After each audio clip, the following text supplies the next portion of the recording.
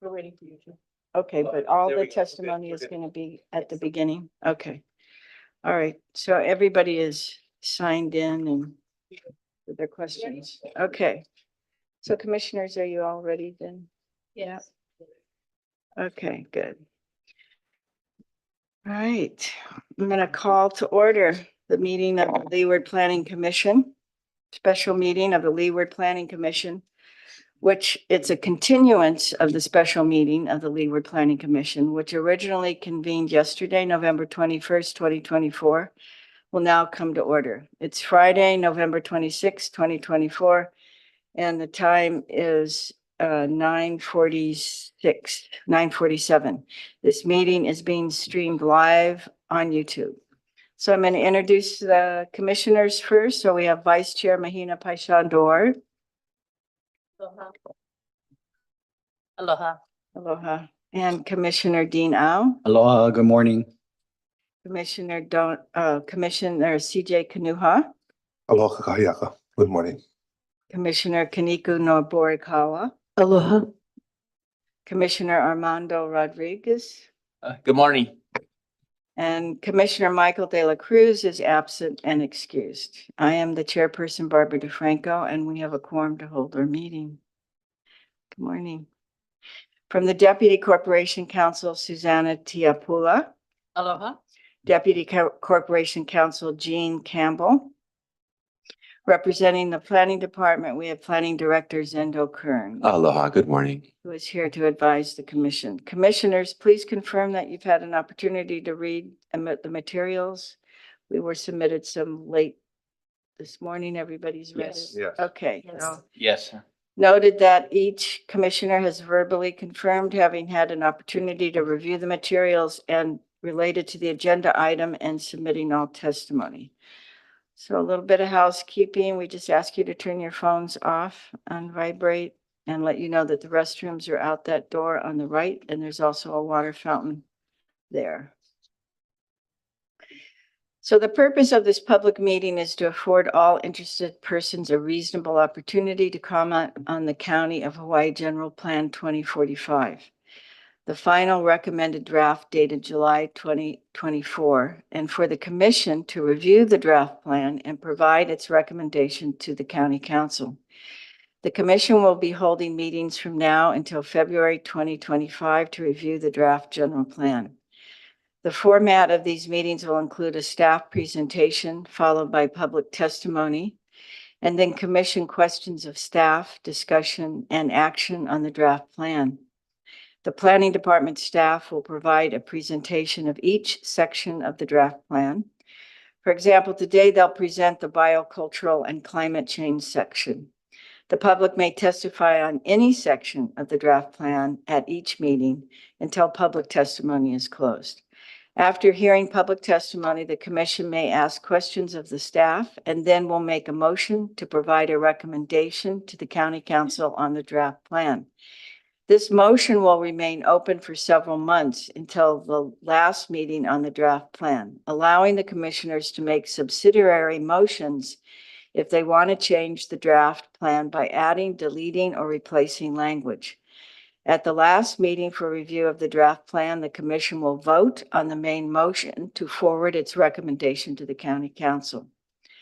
The draft general plan of today's agenda can be found on the Planning Commission website by searching online for Hawaii County Planning Commission or going to the website address posted on the agenda.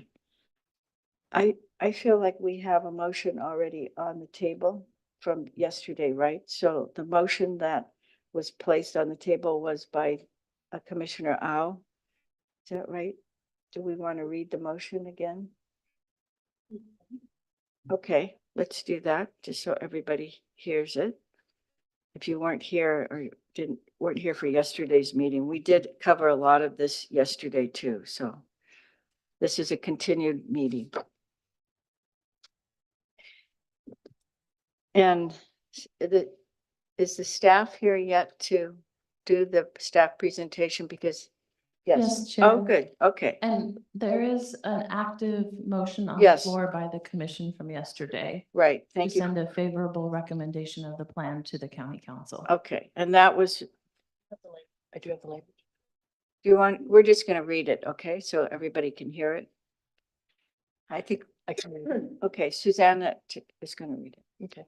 Commissioner Dean Au moved that a favorable recommendation be forwarded to the county council on the application to amend the County of Hawaii General Plan 2005 based on the Planning Director's County of Hawaii General Plan 2045 final recommended draft dated July 2024, which shall be adopted. Okay, thank you. So now we're going to have a staff presentation. We'll start by the commissioners. Please take note of the questions that you want to ask the staff, since we will reserve our questions until after the hearing, the public testimony. So begin to jot down what you're going to want to ask. So the staff person, would you please come forward? There you are. Thank you. Madam Chair, if I may, so she's actually not staff, she's actually the Director Right. Administrator Right. of the Office of Sustainability and Equity and Resilience, or OSCAR. Bethany Morrison will be doing the presentation for this section of the general plan. Say your name. Bethany Morrison. Bethany Morrison. Welcome and thank you. Aloha, good morning. Just give us 1 second to get our technology running. Perfect, thank you. Aloha, good morning. My name is Bethany Morrison. I'm the interim administrator for the Office of Sustainability, Climate, Equity, and Resilience. Previously, I was in the planning department and working on the general plan team. I'm here today to provide some technical assistance and support regarding the biocultural stewardship and climate change sections.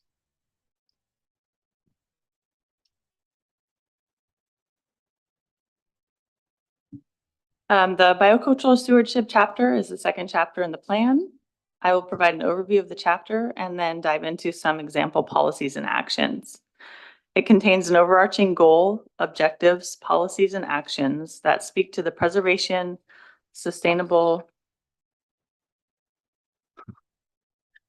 management, and restoration of the island's natural and cultural resources. The key elements of this section include native habitats, watersheds, community-based stewardship, cultural and historic assets, and scenic character.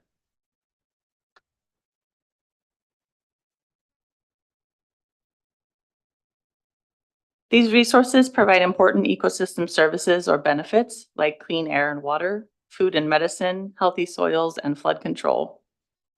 This chapter was placed at the beginning of the draft, understanding that in order to effectively plan for our communities, we must honor the traditional ecological knowledge and emphasize these natural systems before planning for land use and infrastructure. Recognizing that these resources do not follow jurisdictional boundaries, to manage, preserve, and restore these resources requires an intentional collaborative approach, including communities, governments, non-governmental organizations, and private sector entities. Also, as we know in Hawaii, these natural resources are also cultural resources, which is why collaborative biocultural stewardship is the title of this chapter. Collaborative biocultural stewardship emphasizes collaboration and partnership, building across sectors, and refers to the integration of cultural and natural resource management. The biocultural stewardship chapter sets the foundation for land use planning and decision-making processes. The intention is to promote a balance between modern development and historical land use practices, ensuring that regulatory decisions are grounded in the island's unique geographical and cultural landscape. The Ahupua'a recognizes the interconnectedness of everything in the system: land, sea, air, and all living things. The draft's objectives aim for a holistic approach to address sustainability, connection, and community and environmental health. The goal of this chapter speaks to the need to ensure these resources are healthy and available for future generations. It is that natural and cultural resources are thriving and sustainably managed, preserved, and restored to maintain our unique and diverse environment. Objectives of the chapter focus on biodiversity, watershed health, our historic resources, and scenic character. But the one I want to highlight today speaks to, this is objective 3, I believe, speaks to the importance of collaboration needed to increase restoration efforts. Again, we know that our resources do not follow jurisdictional boundaries, and to accomplish our biocultural goal, we really need those partnerships. I will walk us through some examples of policies and actions that help us achieve these goals and objectives. The first one, under Objective 1, is to increase biodiversity and resilience of native habitats. Policy 1.5, increase collaborative efforts to improve coordination to conserve and manage wetlands, streams, and watersheds. Again, this policy is focusing on collaboration, which is needed. This policy comes from the existing 2005 General Plan, Policy 8.3L, which states work with the appropriate state, federal agencies, and private landowners to establish a program to manage and protect identified watersheds. Action 1.A, which is underneath that policy, is to seek partnership opportunities to support wetland identification and assessments. So this is the more detailed action specific to the need to manage our wetlands. The identification and assessment of our wetland is a crucial first step in their conservation and management. By seeking partnerships, the action leverages external resources, expertise, and collaboration, directly supporting the policy's goal for improved coordination. For the next example, we will look at Objective 2, to preserve and enhance the health and function of our watersheds, to promote water recharge, improve water quality, and reduce runoff. Policy 2.2, address water best management practices and implement plans for non-point source discharges, such as irrigation flows and agricultural or urban runoff. This policy emphasizes the importance of best management practices, or BMPs, to manage water quality, specifically targeting non-point source pollution, which is not attributed to one source, but rather landscape scale uses of land and runoff from agricultural and urban uses. By focusing on BMPs and implementing relevant plans, the county aims to proactively reduce pollutants entering water bodies from everyday land use activities, thus improving overall water quality and ecosystem health. This policy, again, comes from the existing 2005 General Plan Policy 4.3H, which states work with the appropriate agencies to adopt appropriate measures and provide incentives to control point and non-point sources of pollution. The associated action 2.B is to adopt appropriate measures and provide incentives to control point and non-point sources of pollution. Again, this action builds on the policy by identifying specific measures and incentives to encourage effective pollution control practices. Incentives can motivate landowners, farmers, and businesses to adopt practices to reduce both point source from a single and identifiable source and non-point source pollution. By combining regulatory measures with incentives, the county can facilitate broader participation and compliance in reducing pollution. Moving on to example 3 under Objective 3, which is to increase direct community restoration efforts to conserve and nourish our island's biocultural resources. Policy 3.11, partner with government, private, and non-private agencies, communities, and other stakeholders to A, protect special areas, structures, and elements that are integral and functional part of Hawaii's ethnic and cultural heritage. B, identify and protect Wahipana. C, promote the preservation and restoration of significant natural and historic resources. D, aid in programmatic education concerning historic sites.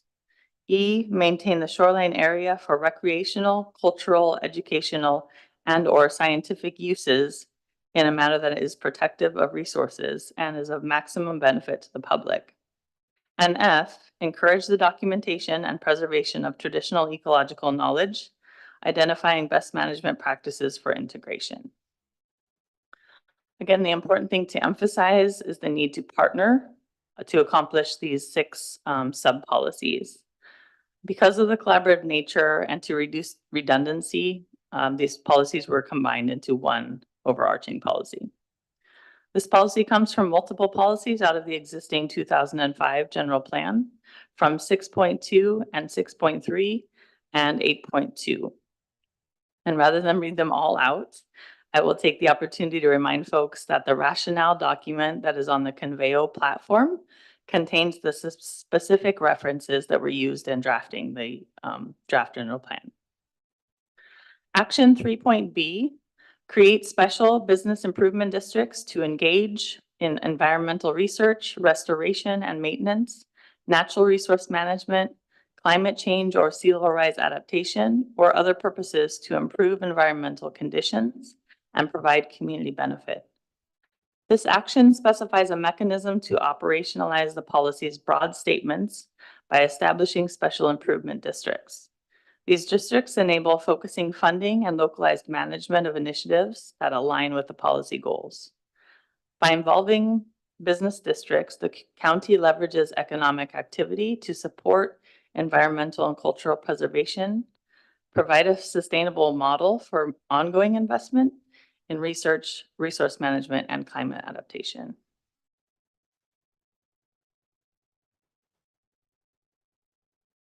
Example 4 under Objective 4, which is the historical integrity, character, scenic assets, and open spaces of our community, are protected, restored, and treated as unique assets with significant social and economic value and managed in perpetuity. Policy 4.6, historic preservation shall represent the full range and diversity of the multicultural heritage of Hawaii Island. This policy emphasizes the county's commitment to an inclusive approach to historic preservation that honors and reflects the diversity of Hawaii Island's cultural history. It underscores the preservation efforts should encompass a wide range of cultural, ethnic, and historical perspectives to ensure that all communities and cultural narratives are represented and valued in Hawaii's heritage. This policy comes from multiple policies out of the existing 2005 general plan under 6.3. And something that I can highlight here is that in the review of the 2005 general plan, we found that many of the policies were worded as more specific actions that needed to accomplish broad policies. So you'll see that reflected in this draft. Action 4.A, seek private-public partnerships to maintain and steward the preservation of sites, buildings, objects, and landscapes of significant cultural and historic importance. This action provides a practical method to achieve the policy intention through private-public partnerships, which bring together resources, expertise, and community engagement. By collaborating with communities, private entities, and nonprofit organizations, the county can access funding, specialized knowledge, and shared stewardship to support the preservation of cultural and historically significant assets. And finally, example 5 under Objective 5, which is to protect, restore, and enhance our community's unique scenic character. Policy 5.2, preserve transportation corridors that have important scenic, historic, recreational, natural, and cultural heritage, cultural resources that enhance the character and scenic resources of the communities. This policy establishes the broad aim to protect transportation corridors such as roads, pathways, or highways that offer scenic value. The intent is to maintain these corridors not only for transportation, but also for their role in enhancing the character and identity of the surrounding communities by preserving their natural beauty and cultural significance. This is an example of a new policy that was included in the 2019 draft based on research and analysis of our county, state, and federal programs for scenic corridor and byways. This policy has been revised from the 2019 draft based on the public input that was received at that time. Action 5.A, prioritize maintaining the views at scenic overlooks with a frequently maintained vegetation management program, which includes eradication of invasive species. Coordinate this work with a regular roadway vegetation management maintenance program. This action offers a specific method to implement the policy. It focuses on maintaining scenic overlooks, a key aspect of preserving the scenic value of transportation corridors, by ensuring that the vegetation is managed and invasive species are eradicated. This action underscores the importance of view preservation as part of corridor management and suggests integrating the work into routine roadway maintenance for efficiency and consistency. Finally, I want to highlight that the general plan contains an updated list of natural beauty sites by district that was completed as part of a scenic resources inventory and mapping project completed in 2016.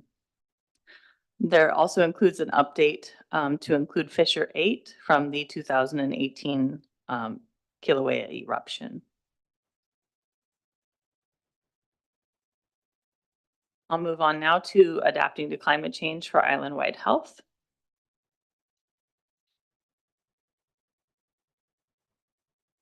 Adapting to climate change for island-wide health is the third chapter of the plan. Like before, I will provide a brief overview and then describe some specifics of examples and policies and actions. This chapter contains both climate mitigation, or how we can reduce our greenhouse gas emissions, and climate adaptation for reducing our vulnerabilities to impacts from climate change, such as sea level rise or drought. This chapter is new and does not exist in the existing 2005 general plan. The goal, objectives, policies, and actions come from research and analysis of federal, state, and county policies, programs, and plans, as well as a look at best practices from other places. Also, because the decisions we make in other chapters impact our ability to mitigate and adapt to these changes already impacting our communities, this chapter also pulls in the consistency of those other objectives. For example, we know that transportation is the primary source of our greenhouse gas emissions for Hawaii County. So we will need to look at solutions in the transportation chapter to help us address our climate change goal and objectives.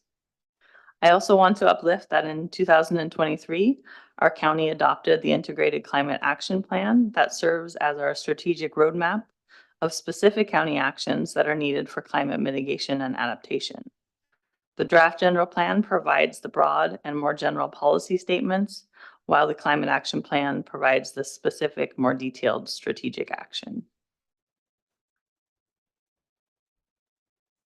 This chapter has one goal: to ensure a just transition to a climate resilient island by addressing the causes and impacts of climate change through incorporating equitable climate mitigation and adaptation priorities into policies, programs, infrastructure, and decision-making.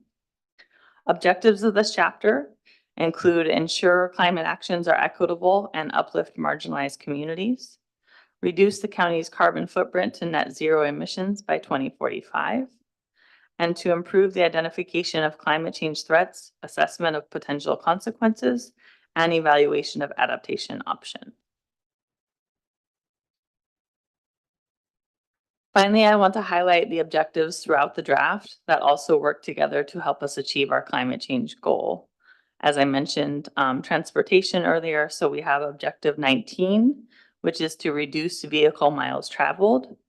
This helps us to recognize the efficiencies of having more mass transit, providing more economic benefit to our communities, and also achieving our greenhouse gas emission reduction goal. Objective 26, increase the protection of drinking water. Objective 27, planned and developed municipal sewer capacity is expanded. Objective 28, increase green infrastructure practices. Objective 29, strive towards energy self-sufficiency. Objective 33, achieve zero waste in Hawaii County by 2045. And finally, Objective 40, to increase collaboration and cooperation.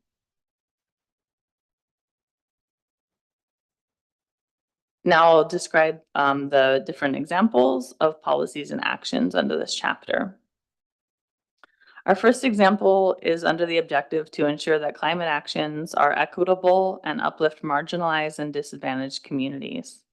Policy 6.5, improve the communication of climate risks and opportunities for adaptation efforts. This policy highlights the county's commitment to informing the public about climate-related threats and available adaptation strategies. By improving communication, the county aims to ensure that residents, businesses, and communities are aware of climate impacts, understand risks, and can participate in adaptation efforts. Action 6.A, increase transparency of government actions by creating a climate change dashboard and portal to track implementation of climate action. This action provides a method to implement the policy through a climate change dashboard and portal. By creating this digital resource, the county can publicly track progress on climate initiatives, share data, and keep the community informed on current and future adaptation measures. This transparency enhances accountability and allows the public to see how climate goals are being pursued, improving trust and community engagement. Example number 2 is under the objective to reduce the county's carbon footprint to net zero emissions by 2045. This is consistent with the state goal as well. Policy 7.7, prioritize energy efficiency designs, energy efficiency systems, and waste reduction and/or reuse at county facilities. This policy establishes the aim for county facilities to prioritize sustainability by implementing designs and systems that reduce energy consumption and waste. Action 7G, develop energy benchmarking standards for county buildings. This action specifies a method to support the measure and achievement of the policy. By creating energy benchmarking standards, the county can set and track performance metrics for energy use within its buildings. Example 3, under that same objective, Policy 7.16, prioritize the installation of electric vehicle chargers at community facilities for both county vehicles and public parking. This policy sets a priority for installing electric vehicle chargers in locations where they will serve county operations and the general public. For example, community centers, parks, and other public parking facilities. By focusing on community facilities, the county strives to make electric vehicles more convenient for residents, promoting the shift towards cleaner transportation options. Action 7H, develop and implement an electric vehicle charging plan with a station network map that identifies regional gaps in service. This action provides an approach to carrying out the policy intention by creating a comprehensive charging plan and map that identifies service needs. This ensures that the charging network is accessible and equitably distributed, allowing the county to address underserved areas and optimize charger placement. The last example I have is under objective to improve the identification of climate change threats, assessment of potential consequences, and evaluation of adaptation options. Policy 8.9, design and maintain infrastructure, including roads, buildings, and stream crossings, to accommodate increases in flooding and geologic hazards such as landslides. This policy outlines a broad commitment to building and maintaining infrastructure that can withstand future environmental risks. It prioritizes resilience by focusing on infrastructure design that anticipates and mitigates the impacts of natural hazards, ensuring public safety and continuity of essential services. Action 8.8, conduct detailed vulnerability mapping of existing and planned infrastructure. This action provides a method to implement the policy goal by first understanding the vulnerability of current and future infrastructure to hazards. Vulnerability mapping identifies areas at greater risk from floods, landslides, and other hazards, allowing planners and engineers to make informed decisions on how to fortify or redesign these assets. By mapping vulnerabilities, the county can prioritize upgrades, maintenance, or design changes to enhance resilience where it is most needed. To close, I want to remind you that there is more information about the planning process on the Planning Department website. as well as a link to the interactive general plan draft and the maps. And I believe for next steps, the next section that will be reviewed is the sustainable development land use section. Thank you very much. We're going to take some public testimony now. And then we're going to ask you questions. So we've got 5 people signed up. And I'm going to call 2 of you up here at a time to come up, and I'll swear you in.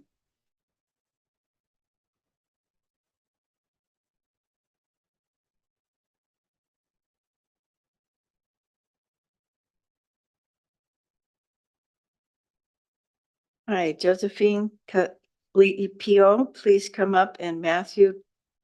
Are you 2 together then? Yeah. Okay, so let's get Josephine up here first, and then we'll do you 2, okay?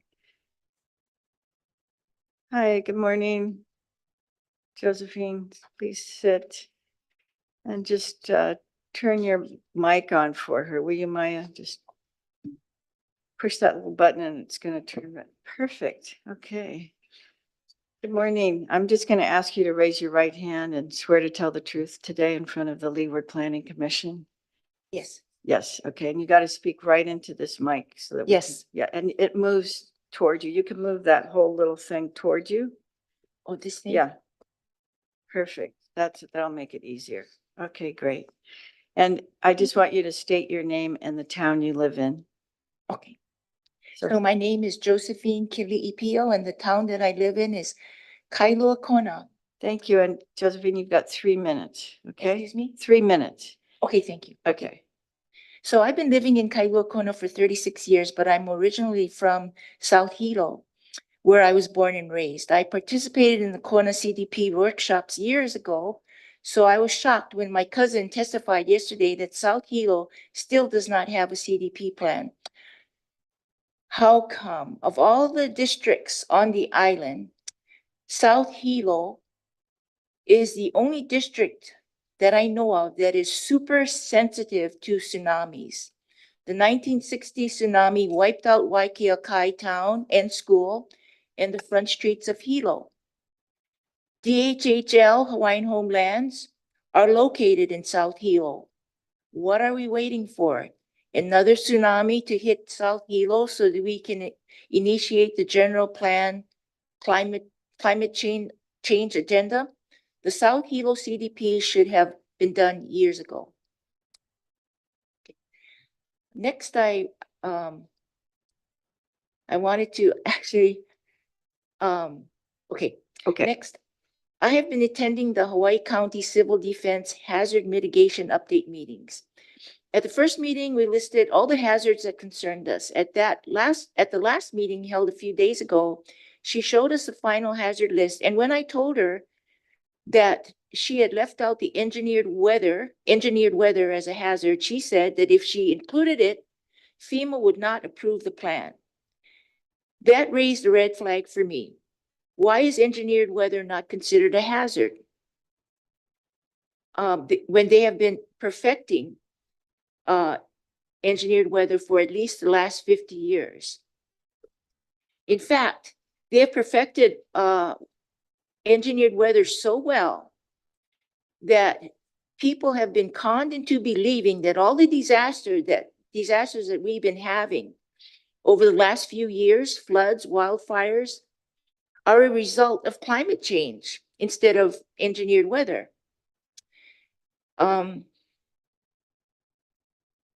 Yet President Johnson reminds us back in 1962 that he who controls the weather will control the world.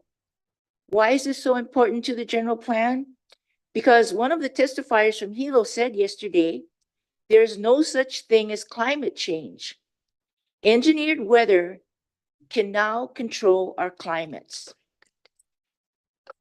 So therefore, perhaps your chapter in climate change, therefore, perhaps your chapter on climate change might be inappropriately named. Thank you so much for your testimony. Appreciate it. So we're going to have Matthew Chalker and Bob Yunke. Ah, good. I got it. Amazing. Please come and sit down. And you, Bob, you need to, yeah, there you go. So you're going to both turn it on. I'm going to swear you in first, so I'm going to wait till you're seated. And these things pull towards you. Except you turned yours off because it was already on. There you go. Okay. So if you raise your right hand and swear to tell the truth today before the Leeward Planning Commission. Yes, I do. Yes, great. Okay. So I need you just to say your name and the town you live in and that you have 3 minutes to speak. Yeah. Okay? Sure. So I'm Matt Chalker. I live in Waikoloa Village. I've been there for 8 years, along with my wife, and we have a 4-year-old daughter. I am the founder of Wildfire Safety Advocates of Waikoloa. And Waikoloa is a community of 7,400 people. We are growing. There are hundreds of workforce housing units coming in. There are a large number of luxury houses coming in. And we've been evacuated twice due to wildfire in the last 20 years, 2005 and 2021. I participated in the 2021 evacuation, holding my 1-year-old baby with me. And the town keeps on growing, but has never had a comprehensive impact study or anything of that nature. And we still only have 1 road. There's progress that's going on that. We appreciate that, but it is not written down in any plans. And the climate isn't just changing, it has changed, and fires are getting worse. If something like Lahaina were to happen in Waikoloa Village, we would have literally over 1,000 people dying, and many of those would be dying in a traffic jam.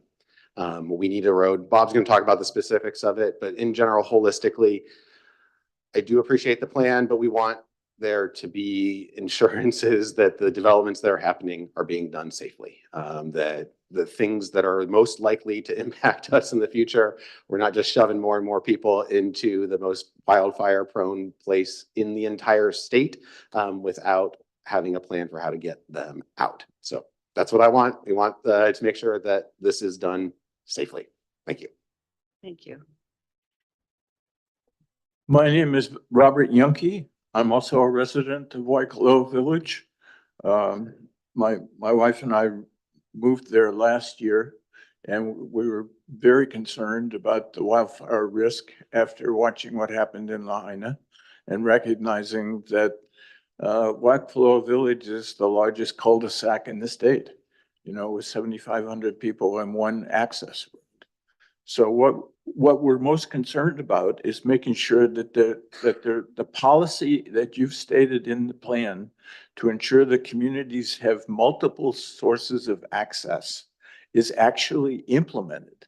The policy is right, but we don't see the implementation for Waikoloa Village in the plan. So here's what our ask is. We're asking that you revise the plan to prioritize 1 road in the Waikoloa area to provide access to the north end of Waikoloa Village. The plan states that there are 7 roads planned for the Waikoloa area, but the plan does not identify priorities among those 7 roads. So our ask is that you prioritize 1 of those roads to make sure that through the capital improvement planning budget process, that 1 of those roads is actually highlighted in the plan to make sure that it moves forward with funding to get this done. We've been waiting 20 years to get a second road into Waikoloa Village, and it's got to move ahead. And the plan is now being identified as the tool that the county's going to use to help prioritize the budget process. We think that's an appropriate use of this plan. We encourage you to do that, but it's not included in this plan for the roads. And so that's what we're asking you to do.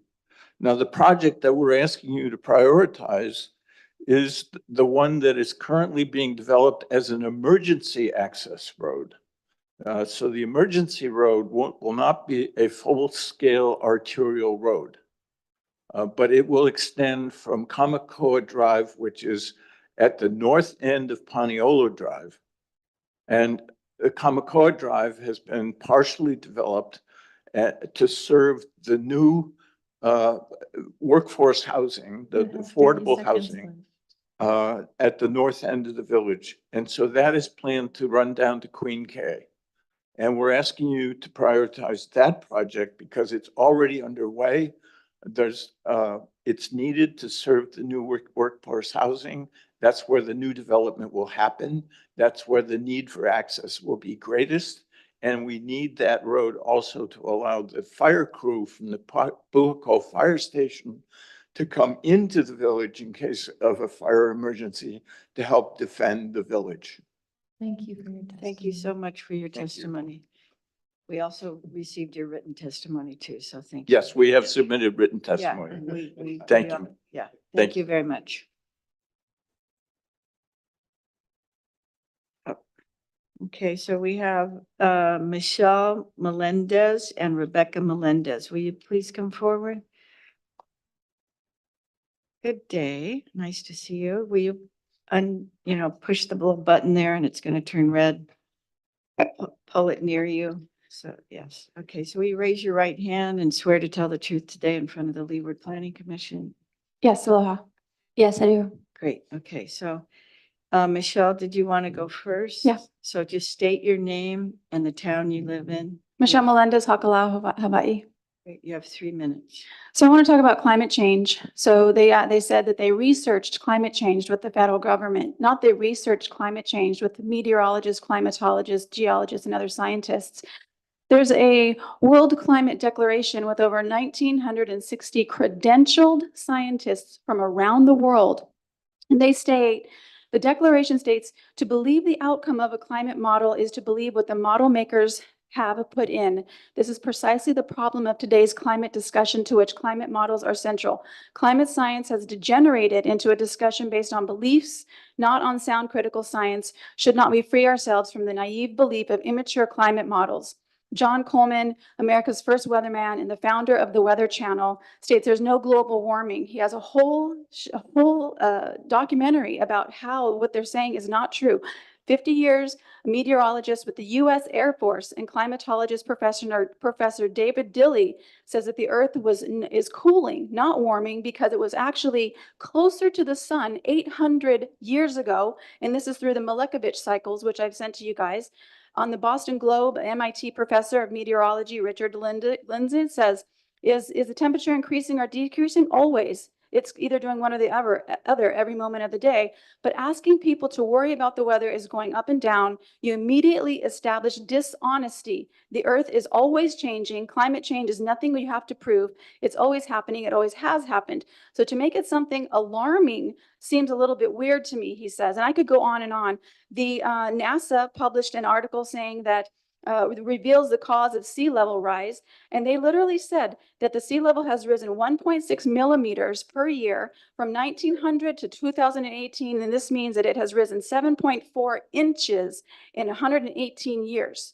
There is a British judge ruled the Oscar-winning film Global Warming from Al Gore had 9 errors in it. The film claims the melting snows of Mount Kilimanjaro evidence global warming. The government's experts was forced to concede that this is not true.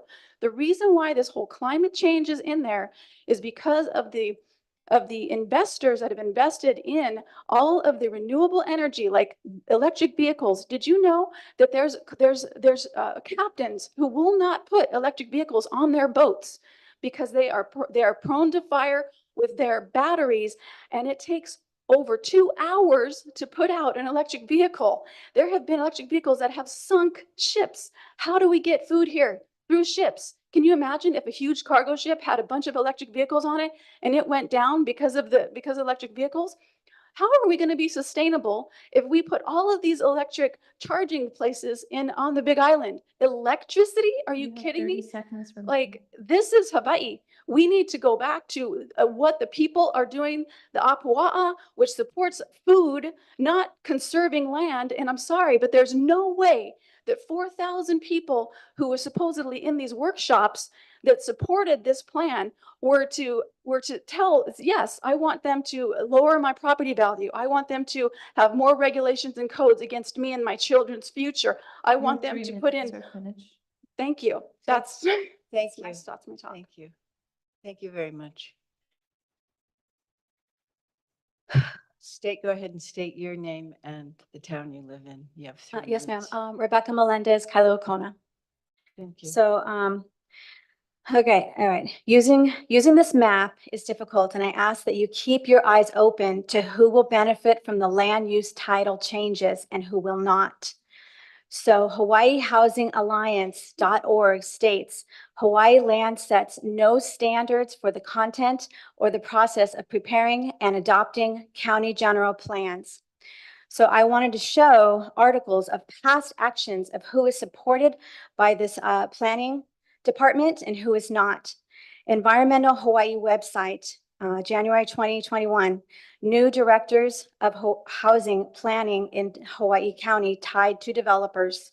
Same year, West Hawaii Today, conflict of interest. Kern signs off on approval of project he represented as a planning consultant and then as a planning director, signed off on the same project, record shows. Civil Beat this year, March 13th. Hundreds of Hawaii Island residents protest proposed housing project in Excuse me, Punalulu. I have to interrupt you. This is testimony about the general plan? Yes, it's going there. Okay. 'Cause Yeah, I'm don't- just stating that, I just don't hear it.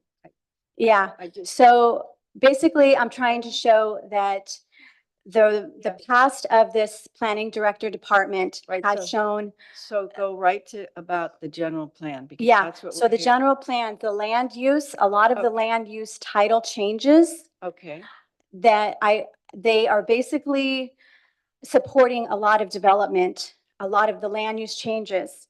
And I just ask you guys to keep your eye open to really look at the map, really see the land use changes and see if they are for actually high-end developers versus the conservation of land and also the protection of our resources. Yeah. Because that is there's a huge thing here. This is the past actions. So if this is past actions that I'm proving, then in this Hawaii, this general plan, it's if they're promoting way development, the land use changes, I ask you guys to really look at because Okay. it's going to promote high-end developers.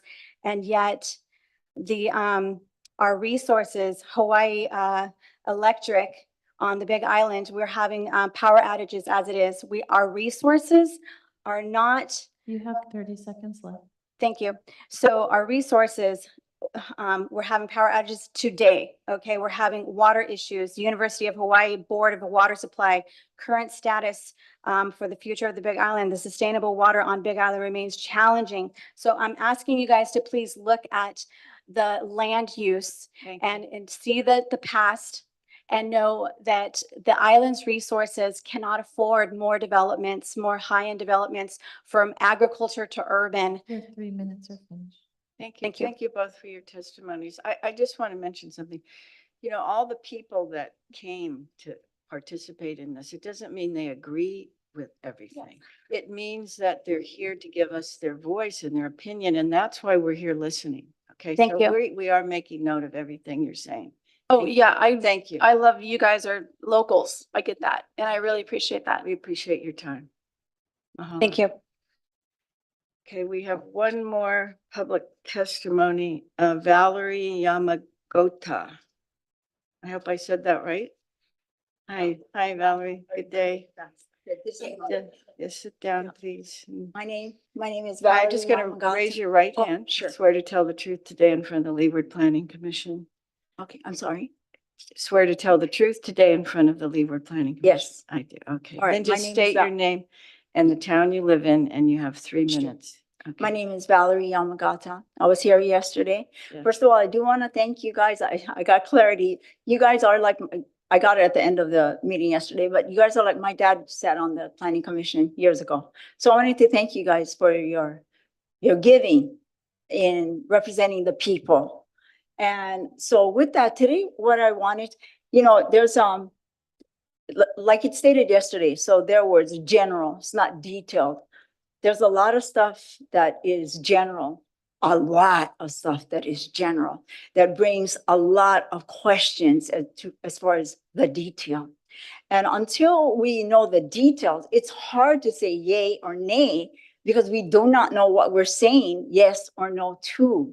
And so living in this world today, and I cannot see anybody who would be indifferent. And if you are, you live in America, and I celebrate that we have so much information, is where we get our information from. And I'm here to say, as you represent us here on the island, and in light of what that gentleman said yesterday, as far as who knows about these meetings, and honestly, it's only because I'm connected. I knew about today's meeting from her site. Without that, I wouldn't have known. I wouldn't have known about yesterday.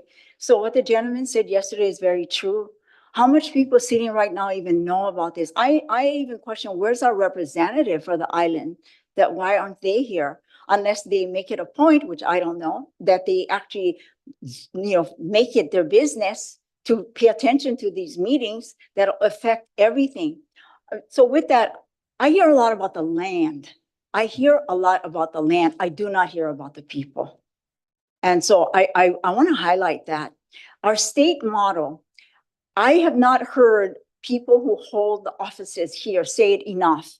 And I say it is time that we remind ourselves, because it's our state identity. The life of the land is perpetuated in righteousness. I will say it again. The life of the land is perpetuated in righteousness. The life, who is the life? The life is the people. And we know we use all these beautiful words, malama, ke malama the land. Who takes care of the land? The people. These plans really, to me, target the land. They're not targeting the people. They bring it in on a side sweep. I have not seen the evidence. This infrastructure, along with that electric vehicles, do you know that we're going to have to, is it in the plan to our bridges over in Hilo side? These vehicles are much, much heavier. So our infrastructure would have to be changed, and that would go across America, infrastructure to support the weight of the vehicles. But with that infrastructure, we all know with all of the storms you hear about climate change, we have not even maintained. Talk about Malama. Look at the news clips. It's not me. It's all there documented. Look at Honolulu, the drains all filled with dirt, filled with all the debris, filled with vegetation growing through it. You have Look 30 at our, seconds remaining. okay, thank you. Look, just drive. I live up at Kelikikoa. Look at that scenic point right there. None of it. We have not taken care of this island, let alone, I don't know what happens on the other islands, but we are a state.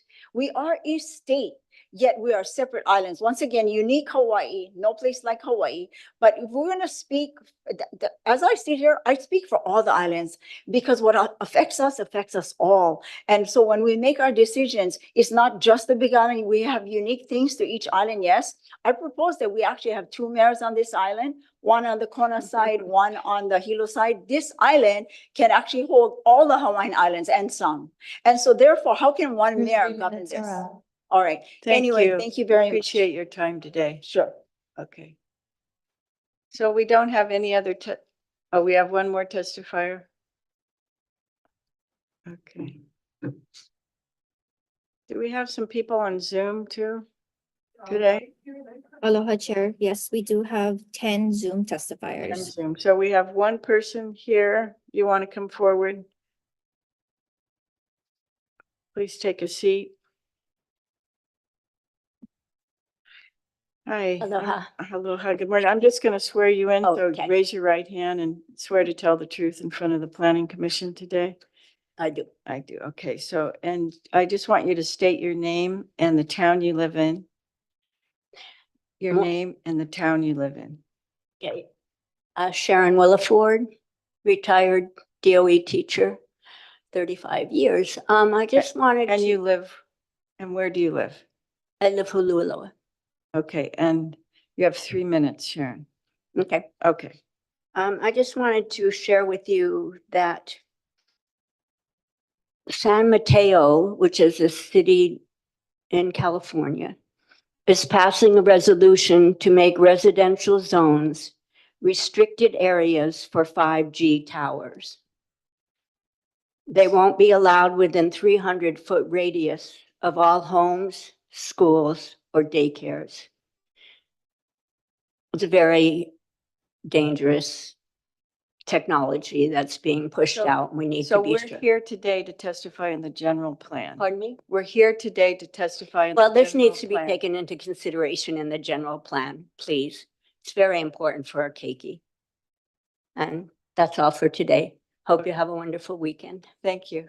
Happy Mahalo. Thanksgiving. Thank you. Okay, we're going to move to the Zoom testifiers now.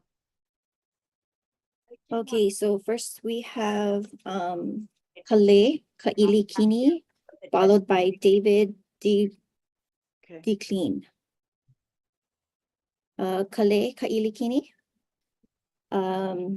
Please unmute yourself and turn on your camera and video so that you may be sworn in to testify. Please raise your right hand. Do you swear or affirm to tell the truth on this matter now before the Leeward Planning Commission? I do. You will have 3 minutes and I'll let you know when 30 seconds remain. State your name, the town you reside in, and you may begin. Aloha, my name is Kale Kailikini. I live in Hilo, Hawaii. And my testimony will be about, I represent myself and my family, and my testimony will be about the climate change. I am concerned because it's used throughout the plan, the word climate change, climate change, climate change. And I believe Michelle before me talked about the scientists that signed the weather declaration. That's all correct, true. And the experts, Dr. Richard Linson, Dr. David Dilley, then you have John Coleman, he was the expert, founded the Weather Channel, and he was voted Meteorologist of the Year in 1982. These are a few of very highly credentialed scientists, weather scientists, that are saying there's no weather change or danger. But crucial for me to bring this message, if you do not know about it already, and that is, are there climate dangers and can the weather be altered? Yes. The answer is yes. The US government has been experimenting with weather modification technology since the 1940s. And to the very present day, they have perfected the weather modification, weather altering technology, and it is used by the US military. Okay, so they did pass a law on October 13, 1976 called Congress passed this National Weather Modification Policy. And that is because a lot of people are coming into the market with weather altering technology. This was from Nikola Tesla. So I want to know, do the planning commissioners, do all of you, and the planning director, do you know that the US government did this weather modification technology, that it exists and that it's been used throughout the world, actually, by the US military? Do you know that? Because it's an important point. It takes responsibility to do voting on the plans. And so in order to be responsible, you need to have that knowledge. And so I just want to say, to end it, I know that all of you want to do the very best job as commissioners, and to do your very best takes knowledge, responsibility, or as we say, kanaka maoli, as we say, it's your kuleana, which only happens with responsibility, with You your have 30 care, seconds. hard work, and love. And I know you all possess that. I do know that. That's why I'm talking to you. I want to educate you. And that's all for today. Thank you, Mahalo, very much. Thank you very much. Thank you so much. The next testifier, please. Next testifier is David Declean. Please unmute yourself and turn on your camera so that you may be sworn in to testify. David, can you hear us? Yes, I can hear you. I tried to start the video. Oh, Chair, can we swear him in? do you see me? No, we don't. Oh.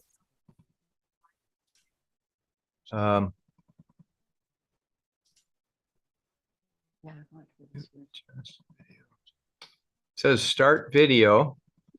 Yes, I need you to swear them in. Can he do it without his video? But Yeah, I got that. Okay, David. oh, could here's you- start video. Okay. Okay. Please raise your right hand. Do you swear or affirm to tell the truth on this matter now before the Leeward Planning Commission? Yes. You will have 3 minutes and I'll let you know when 30 seconds remain. State your name, the town you reside in, and you may begin. David DeClean, Hilo. Thank you, commissioners, for your consideration. The general plan is not acceptable as presently constituted for 2 reasons. The first is that there is no Hilo Community Development Plan, and no good reason has been put forth, as I explain in written testimony I have submitted to this commission. Nearly a quarter of the Big Island population resides in Hilo. It is not democratic, not representative, not logical to deny 1/4 of Hawaii Island residents input into this general plan. It needs to be halted until Hilo can formulate a community development plan. Give Hilo 1 year to make a GDP. This would allow other unresolved issues, as we're hearing, to be taken care of as well. The second reason this plan is unacceptable as presently constituted is that it is largely based upon a theory which you've heard several times today, a theory that has not been discussed and debated and approved across our Hawaii Island.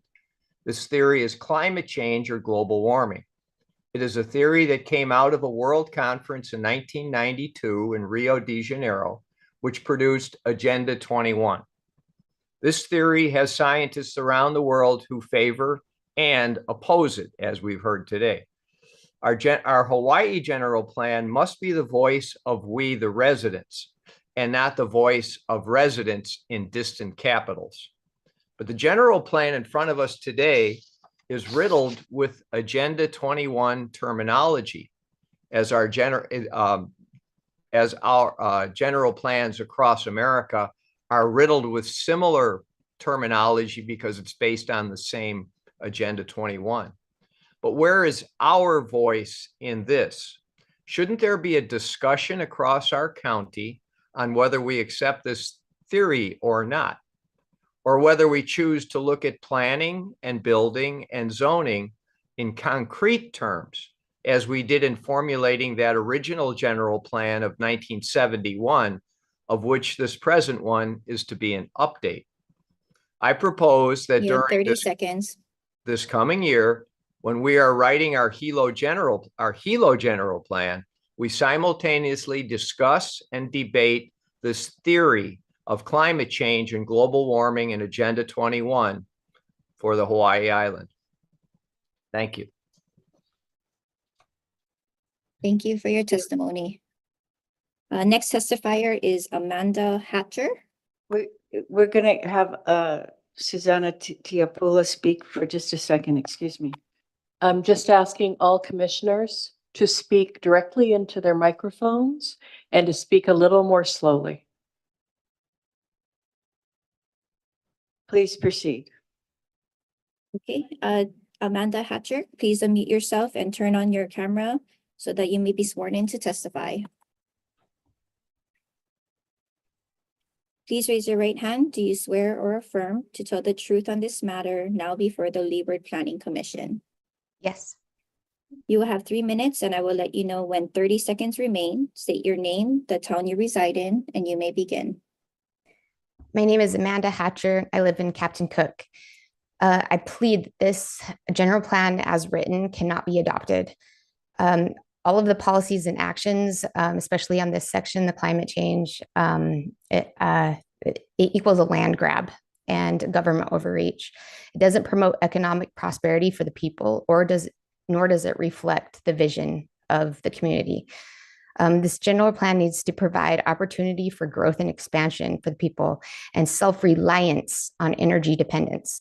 The net zero, it just will get us to where we're dependent on electricity. There is only one monopoly on electricity here. We need to promote alternative forms. Like propane and gasoline is not a bad thing. And we shouldn't be focused on climate change globally, we need to be focusing on local issues, such as Mauna Loa. There needs to be a bypass road in South Kona. So if we're going to address policy 8.9, action 8, there really needs to be a bypass road for this in South Kona. There's only the one lane in each direction. If Mauna Loa erupts, when it erupts, it could be devastating. It will be devastating for this whole area of island when everybody needs to evacuate at the exact same time. So please put that into consideration. That needs to be in there. Also catchment tanks, that needs to be nurtured and given people the opportunity to have catchment tanks, collect them, and not have the government try to put smart meters on them, and to like have the Department of Health on private property, like telling them how much water they can use and all that kind of stuff. Also, the building requirements for the catchment tanks to be right next to the water because the fire department has to have access to them. Why don't we put more a fire department placed in strategic places? Because if the catchment tanks are required to be next to the road, then that means that people's houses have to be built next to the road to be near the catchment tank.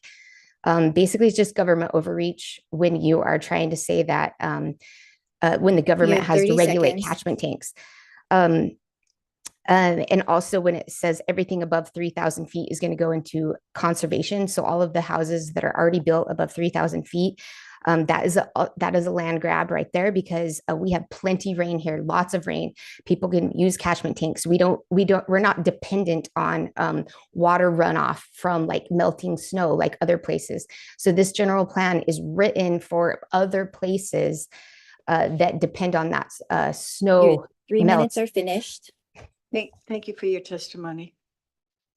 Next testifier is Kevin Hill. Please unmute yourself and turn on your camera so that you may be sworn in to testify.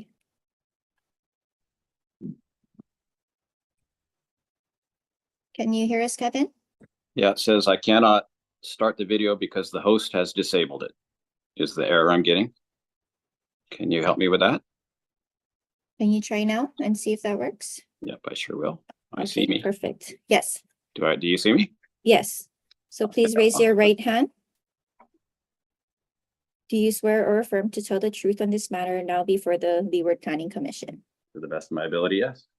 You will have 3 minutes and I will let you know when 30 seconds remain. State your name, the town you reside in, and you may begin. Excellent. My name is Kevin Hill. I live in Hakalau. We're about 20 minutes north of Hilo. We live and work in Hilo every day. So I want to echo what others have said about the CDP for Hilo.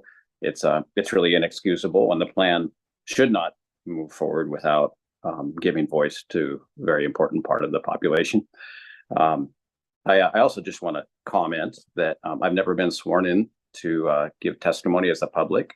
I don't know where that policy comes from, but I don't mind swearing to tell the truth. I pray that everything I say is the truth. But it's actually our public servants that need to be taking the oath, especially those who are paid to represent us. And I would appreciate that they be sworn in when they give testimony as well. So just my comment. So I mentioned the thing about the CDP. Several people have made testimony already, and I think there's really good testimony. Appreciate everybody on this call. Thank you for all of my peers here on the island that are speaking up. I also object to the presumptions that are going in with this sustainability agenda. This word is throughout the document, and as the presenter from Oscar mentioned, it affects highways. It's like threaded throughout everything. This assumptions about climate change. So when that was first popularized in the late 90s, Al Gore, he called it global warming. At the time when we were on, as I recall right, a 13-year cooling cycle. So that kind of got rebuffed, but now it's been replaced with a term that's deceptively accurate, and that's climate change. So it's already been testified. But how can you be wrong about climate change, right? But the problem is that it's a crisis. If it gets warmer, it's a crisis. If it gets colder, it's a crisis. It's all because of climate change. And then what's the problem? What causes it? Well, the assumption is that it's human population and it's the burning of fossil fuels. And as again was already mentioned, thousands of people have come up debunking those premises and those presumptions. And I just don't want us and I don't want our planning commission, local people who are standing in the gap between whatever the agendas are, whoever's influencing and whoever benefits. You commissioners are tasked with safeguarding us, we the people. And thank you for doing what you do. I'm very grateful for it. And I appreciate all of your service. And as far as I know, none of you are paid to do what you do. So even more so, we need to hold those that we do pay to a much higher standard. So those are the two 30 comments seconds. I wanted. And in the last 30 seconds, I've given written testimony, so I'd encourage people to listen. I just wanted to give a couple of websites for people to educate themselves. The first one is called weathermodificationhistory.com. Amazing website with patents on this weather manipulation technology, man's influence on technology, as was testified, government commission meetings before the House of Representatives, Department of Defense stuff. So that is weathermodificationhistory.com. The other is called geoengineering.org. Your 3 minutes are finished. So please reference those websites and educate yourselves on the presumptions in this plan. And thank you very much. And thank you too. Appreciate your time. Okay, the next testifier is Millicent Cummings. Please unmute yourself and turn your camera on so that you may be sworn in to testify. Same problem that Mr. Hill was having. Okay, let me see. Okay, please raise your right hand. Before I raise my right hand, without a Bible to raise my right hand or to raise my left foot or any other request on your behalf to make to somehow officiate whether I'm going to be telling the truth or not, which I can assure you I am. Excuse I would me, like we're to going to stop you before you begin, because for you to begin, you need to raise your right hand. Who declared this law that all the public should have to go through any process? You are actually. Excuse me, your 3 minutes begin. And if you choose not to tell the truth, we will not be allotting you 3 minutes. I tell the truth. Tell the truth. I tell the truth. Okay, you will have 3 minutes and I'll let you know when 30 seconds remain. State your name, the town you reside in, and you may begin. Millicent Cummings in Hilo. I speak to you today on behalf of a newly formed group of concerned citizens who have educated themselves about the GP 245 or 2045 and have therefore organized to address key points of fact and grave apprehension. Our intention is to co-create a plan that would better reflect our actual and immediate needs for a legitimately sustainable plan for the future. We are a diverse group of residents who are of one mind in declaring that our voices must be taken into account in tangible ways within a plan that is not influenced by or beholden to unelected officials from the UN, WHO, WEF, or any other outside agency. Thank you for taking our testimonies into account as you continue re-examining the allegedly final draft of a plan that impacts our collective present and future here in Hawaii. We also thank you in advance for the simultaneous acknowledgement that our voices throughout the public testimony period have thus far remained scant from the draft, most notably those of the original inhabitants of the Aina in question, the Kanaka Maoli, whose sophisticated knowledge of the interrelated living systems here far surpass the ideations of sustainability voiced in this plan, as evidenced by so many centuries of succeeding in abundant self-sufficiency with no outside instruction. Also lacking are the voices of property owners, farmers, and those who recognize the direct threat of non-negotiable and constitutionally protected rights that would be severely curtailed if the plan were to proceed. Most notably, the egregious fact that the plan would require all county departments to collaborate with the newly created County Office of Sustainability, Climate Equity, and Resilience, OSCR, as the lead agency, thereby dissolving the powers and duties the lead agencies already in place exercise that we granted to them in order to represent our best interests, not those of corporations, developers, or undisclosed agencies. The influence of such permeate both the content and language of the present plan, which stands in breach of the public trust and constitutional rights. We therefore respectfully demand a timely meeting to both address and establish our voices within the final draft before any approval of it is granted. Without the actual application of knowledge, wisdom, and well-founded precautions, thus far presented to you and over 4,000 testimonies costing so much time and money for all concerned would constitute a negligent waste of both. We sincerely thank you for your timely consideration and reply in order to proceed in a more inclusive and comprehensive fashion, and hope this finds you well. This is the working title of our group is Hawaii Island Public Advisory seconds. Council. So the Public Advisory Council has organized because of there's so many pukas and broad overreaching and the fact that there's no CDP in South Hilo is absolutely inexcusable.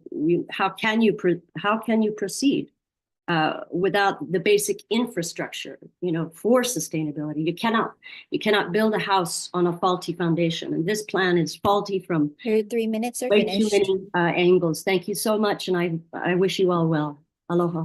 Thank you for your too. testimony. Thank you. All right, next testifier is Chuck Flaherty.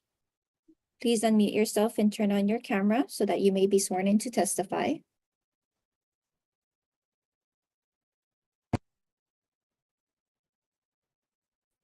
Okay, Good morning.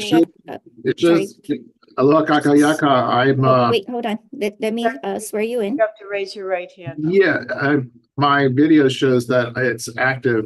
Could the host check that she's activated on her side? We see Yes, you. we can see you. Oh, you can't? Okay, I No, can't. we can see you. Oh, well, I can't see me. Okay, sorry. Okay. Never so mind.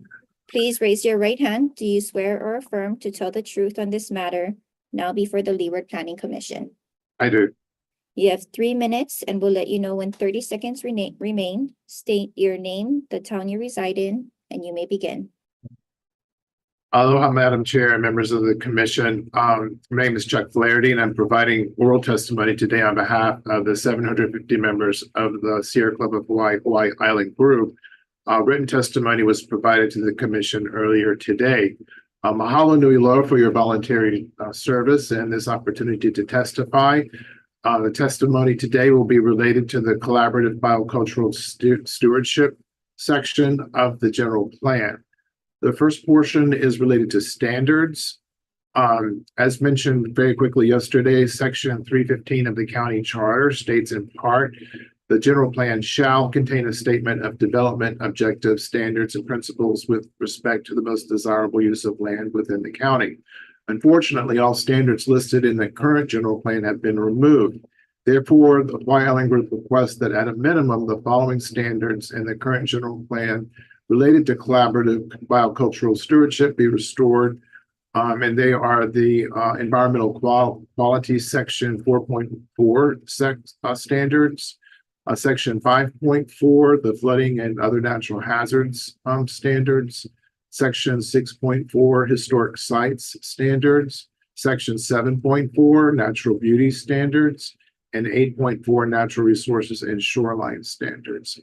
In addition, we urge the carryover of sections from the 2040 plan, general plan that was released in 2019, specifically the relevant sustainability objectives, policies, actions, and agency actions sections and language that are contained on pages 102 through 117, which was attached to the written testimony. The language contained within these sections would better articulate and implement the draft general plan, including promoting active living through recreation trails and public access and trails, preserving our cultural and historic legacies. Those sections are Native Hawaiian values and practices, multicultural heritage, historic preservation, and protecting scenic resources. We'd like to note that while the GP 2040 contains the recommendations from a 2016 scenic resource report that was emailed to you all, the commission yesterday, the current draft. 30 seconds. Thank you very much. And then related again to public comments, since there's quite a bit of time, if the planning department could reorganize the comments so we can see what sections of the draft general plan they relate to, as well as whether or not they were comments made on the current general plan from 2015 to 2019, because the 2019 plan was a complete rewrite of the current plan. or the 2019 plan, which is a complete rewrite from the Your 3 general minutes plan are today. finished. Thank you very much for your service. We appreciate it. Thank you for your time. The next testifier is Noah Wallen. Please unmute yourself and turn on your camera so that you may be sworn in to testify. Sorry, I don't have a testimony. Thank you. Oh, okay, thank you. Next testifier is Brenda Ford. Please unmute yourself and turn on your camera so that you may be sworn in to testify. Brenda? Thank you. I'm here. I don't think my camera is working. I'll try to start it. Oh, there you are. go. Okay. All right, thank you. All right, please raise your right Aloha. hand. Do you swear or affirm to tell the truth on this matter now before the Leeward Planning Commission? I do. You will have 3 minutes and I will let you know when 30 seconds remain. State your Thank name, you. the town you reside in, and you may begin. I am Brenda Ford. I reside in Captain Cook. I'm speaking for myself. Some of the problems that I have with this general plan is there's a lot of information about surface level things, people, the land, scenic things. Those are all good. Yeah, they should stay. But I don't think there's been enough information on subterranean things such as floodplains. They don't just operate on the surface, they operate underground. Aquifers, we need to be able to drink water. Sewage, the sewage systems, few as they are disgustingly broken. And our wastewater treatment plants, which are the part that is above ground, are terrible. They have been for 30, 40, 50 years. The one issue that I'm really upset about is fracking. I wrote an anti-fracking bill when I was on the council. Fracking occurs for many reasons, such as searching for gas, oil, minerals, geothermal, water, and any other things. And we have now a law for anti-fracking in this county. However, I don't see anything about fracking in this general plan, and it worries me because fracking is actually very dangerous. Fracking can break the shell of our aquifers and our water can leach out, and then we have nothing to drink. We also have no desalination here, and getting some here would be time-consuming and horribly expensive. And we don't have anybody trained for it anyway. So we need more protection from the people to protect our aquifers, which I don't think you've addressed at all, nor have you addressed fracking. I cannot find fracking in the general plan. So those things need to be addressed. There's insufficient protection for people. One other issue that I have is we've made plan after plan after plan in only the 29 years I've been here, and the implementation is close to non-existent on any of them. We've known for over 20 years that our wastewater treatment plants are broken very, very badly in Hilo and very badly in Kona, and the other ones that are around the island probably need help as well. We have a problem with implementation, and you're not addressing implementation of all of these different plans, nor are you addressing any violation penalties for violating. 30 seconds. 30 seconds? Hello? Hi, we can still hear you. Okay. Violation So penalty. So I think we need to address those issues in the general plan and force them to be put into our CDPs and other plans that we have. So these policies that we're setting up need to be expanded on with standards and penalties when they don't do it. And my last comment is we need to get this administration to tell the truth to the people. We have lawsuits going on all over Your West 3 minutes Hawaii. are finished. Thank you. Thank you so much. Appreciate it. Thank you. Next testifier is Leilani Pomano. Please unmute yourself and turn in your camera so that you may be sworn in to testify.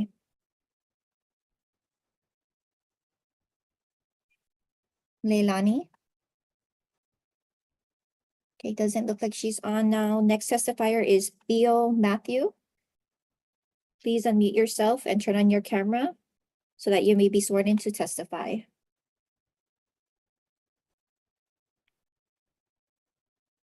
Theo Matthew.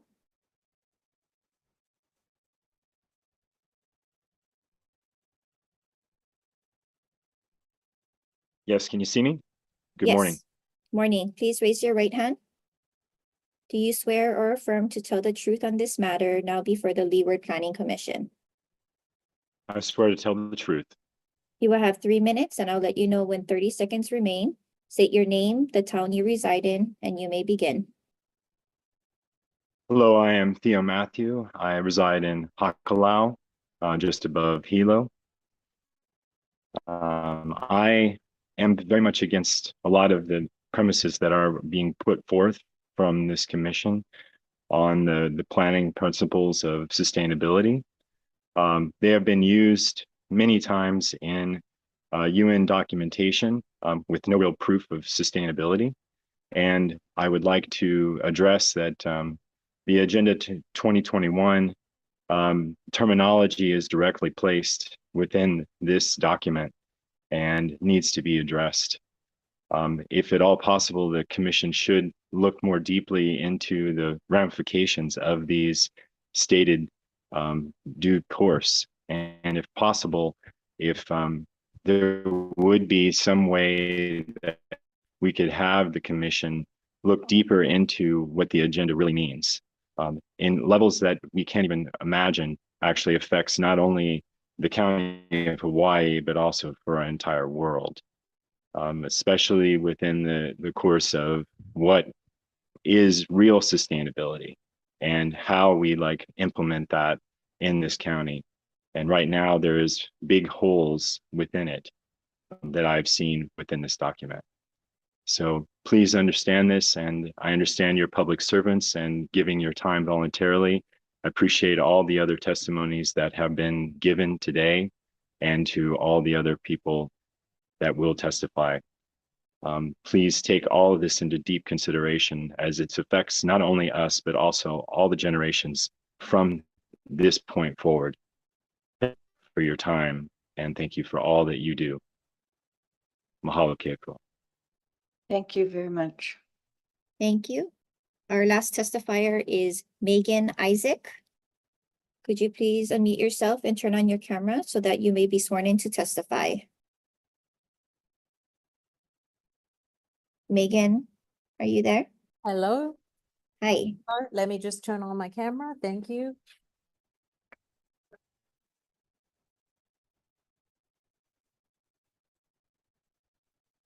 Aloha. Okay.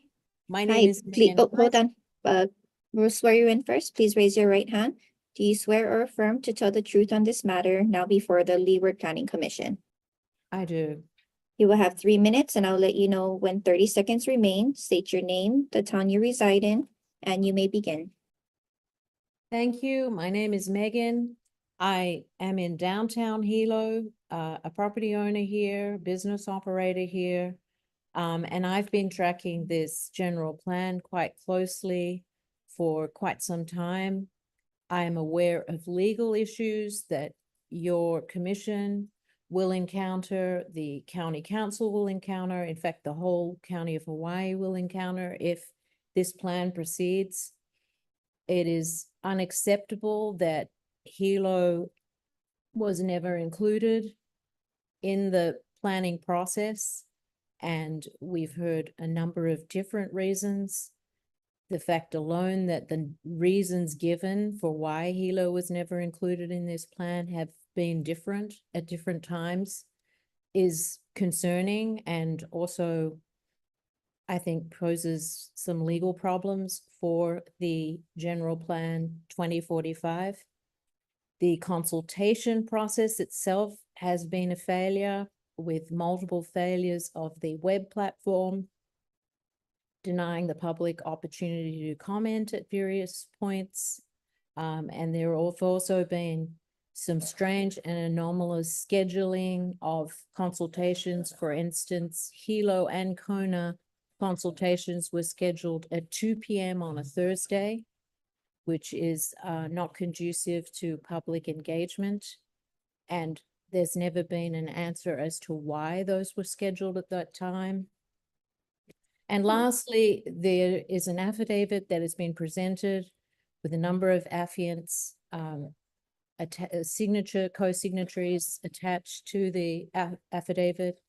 It's addressing a matter that occurred with a public meeting where Mayor Roth denied all knowledge of smart cities, and then 2 days later made an announcement that Hawaii was in a partnership with a known smart city in Brazil. The name of the smart city is Fortaleza, Brazil. There's a suggestion that there have been clandestine, or at least not publicly presented, agreements between this smart city and the County of Hawaii. Many people have commented that they can see evidence of intentions to create urban settlements, 30 seconds. limit the freedom of movement of people of the island.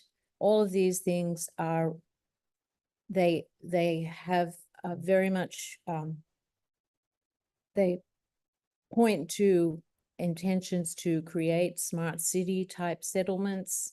And these things have not been the part of any kind of public. Your 3 minutes are disclosure or finished. debate.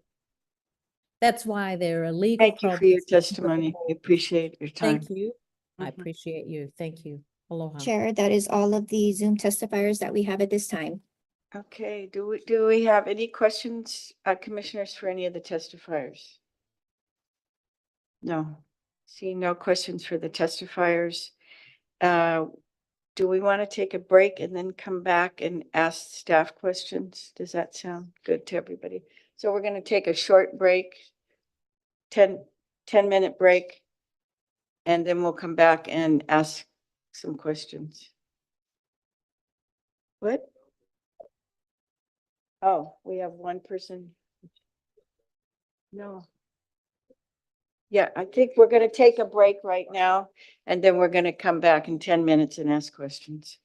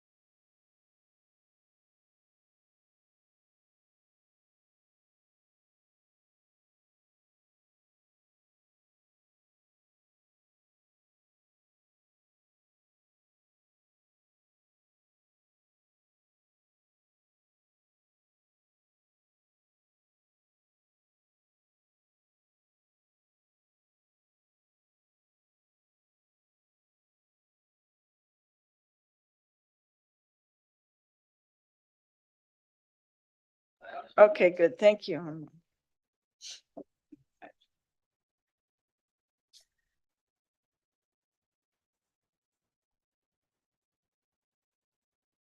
I know they turn the temperature down in here, so it's not.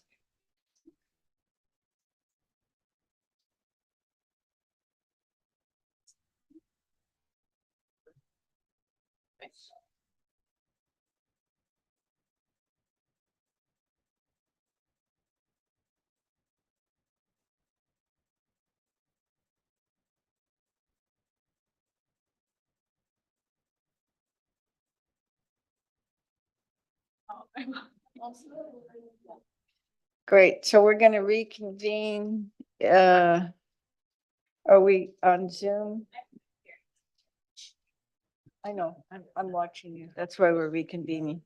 We are on Zoom. We're on Zoom. Okay, so we're gonna come back now. It's 11:30 and we're gonna continue the meeting now. So public testimony is closed. at the Excuse me, moment. Madam Chair.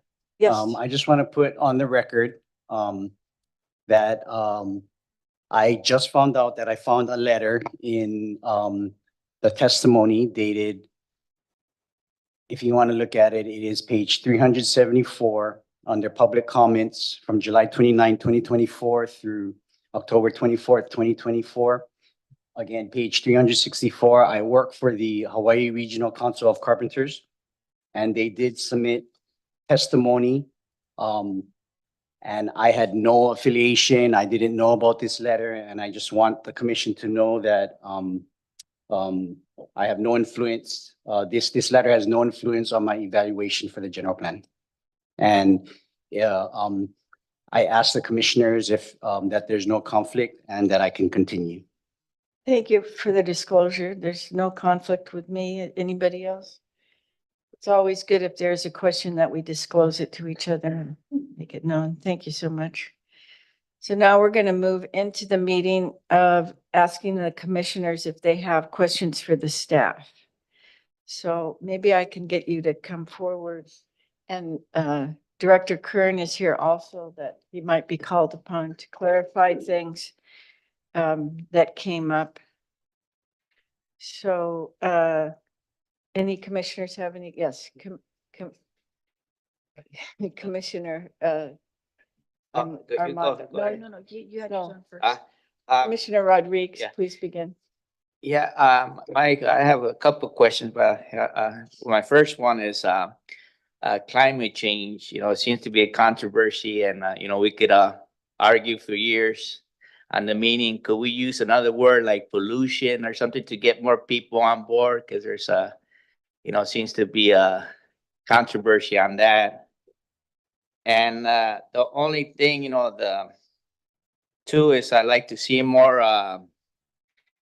The only thing I seen that, you know, you have a date on is implement zero emissions. You know, we need to have more dates, you know, to implement like some of the safety for our, like some of the testifiers said about the fire hazard in Waikoloa, some of the some of the volcano hazards, and I like to see Commissioner, these specific questions, the discussions we're gonna have. okay, But so we have to ask specific questions so that they. okay, Okay, well, I'll wait for the discussion. okay, good. Thank you. Okay. Commissioner Naborikawa.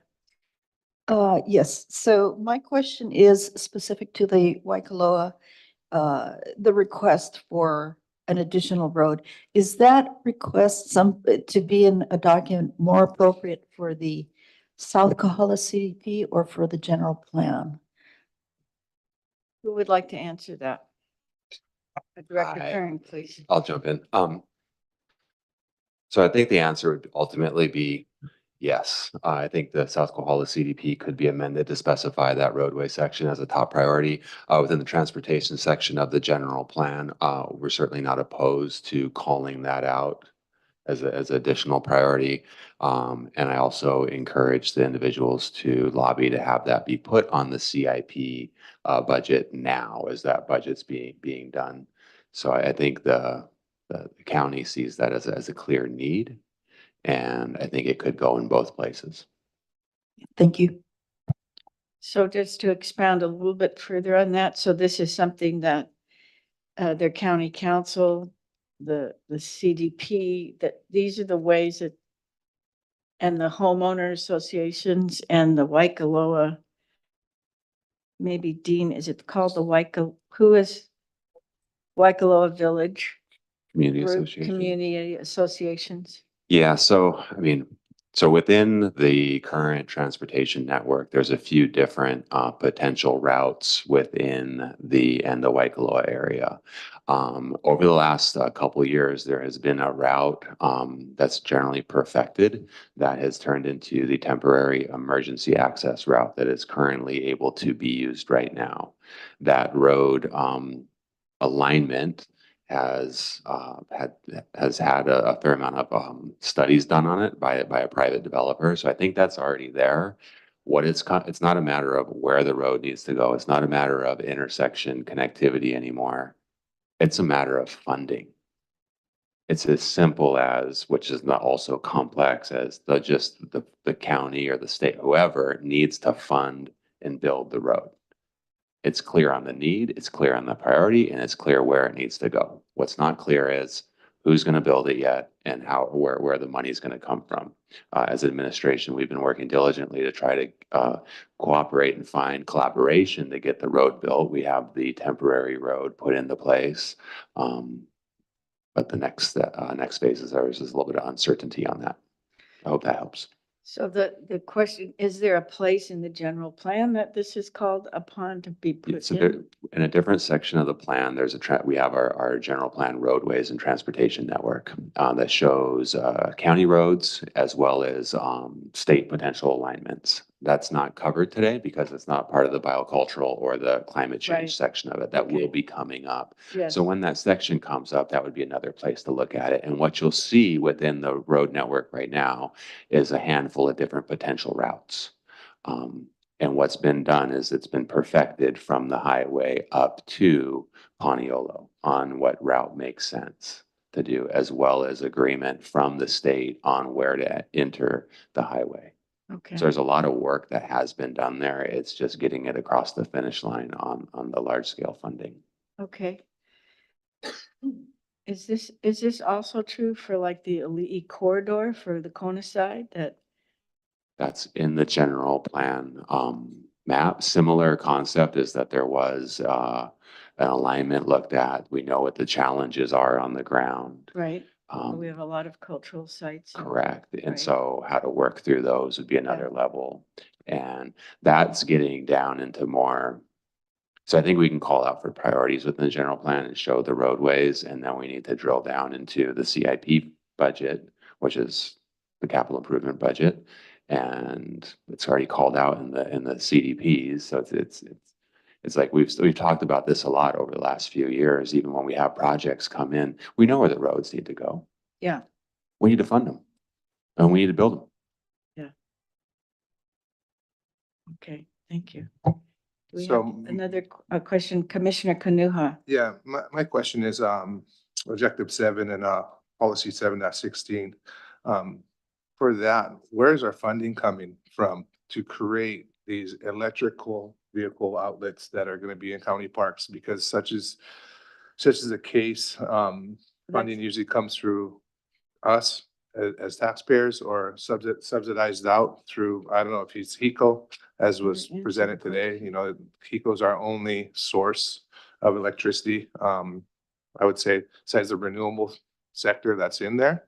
So the question is. We're reduced, so where is I'm this asking funding? where, yeah. Okay. Let me finish, please. I'm asking where the funding is gonna be coming from to create that, especially with the objective to 2045. I know the county wants to try to go for hydrogen power, zero emission vehicles that are there. Where would all this funding come from? And you know, what's the outlook of kind of that structure of putting that in place? And I know that was a question, some testimony that kind of came up. Everybody's worried about driving and taking away your rights to drive your car, but legally that's not right. So I'll give you the floor. Thank you for that question, Commissioner. And funding, as Zendo was describing, is definitely one of our biggest challenges. For this particular electric vehicle charging network, the state is investing in charging networks along their roadways, working collaboratively with the county to identify those gaps in service, Saddle Road being one, the biggest potentially. And then the other funding sources, could be, although it remains to be seen, but there has been federal dollars that has been coming into municipalities to fund upgrades like that. There's some secured already from the Department of Energy. As long as those funds remain in place, that will proceed as well. And then, of course, we could, use county, funding to support if it's like at a community park or something like that, a charging station that's not really expensive for one charging station necessarily. But the importance is really to look at the map and make sure that we're providing, gap services. For sure.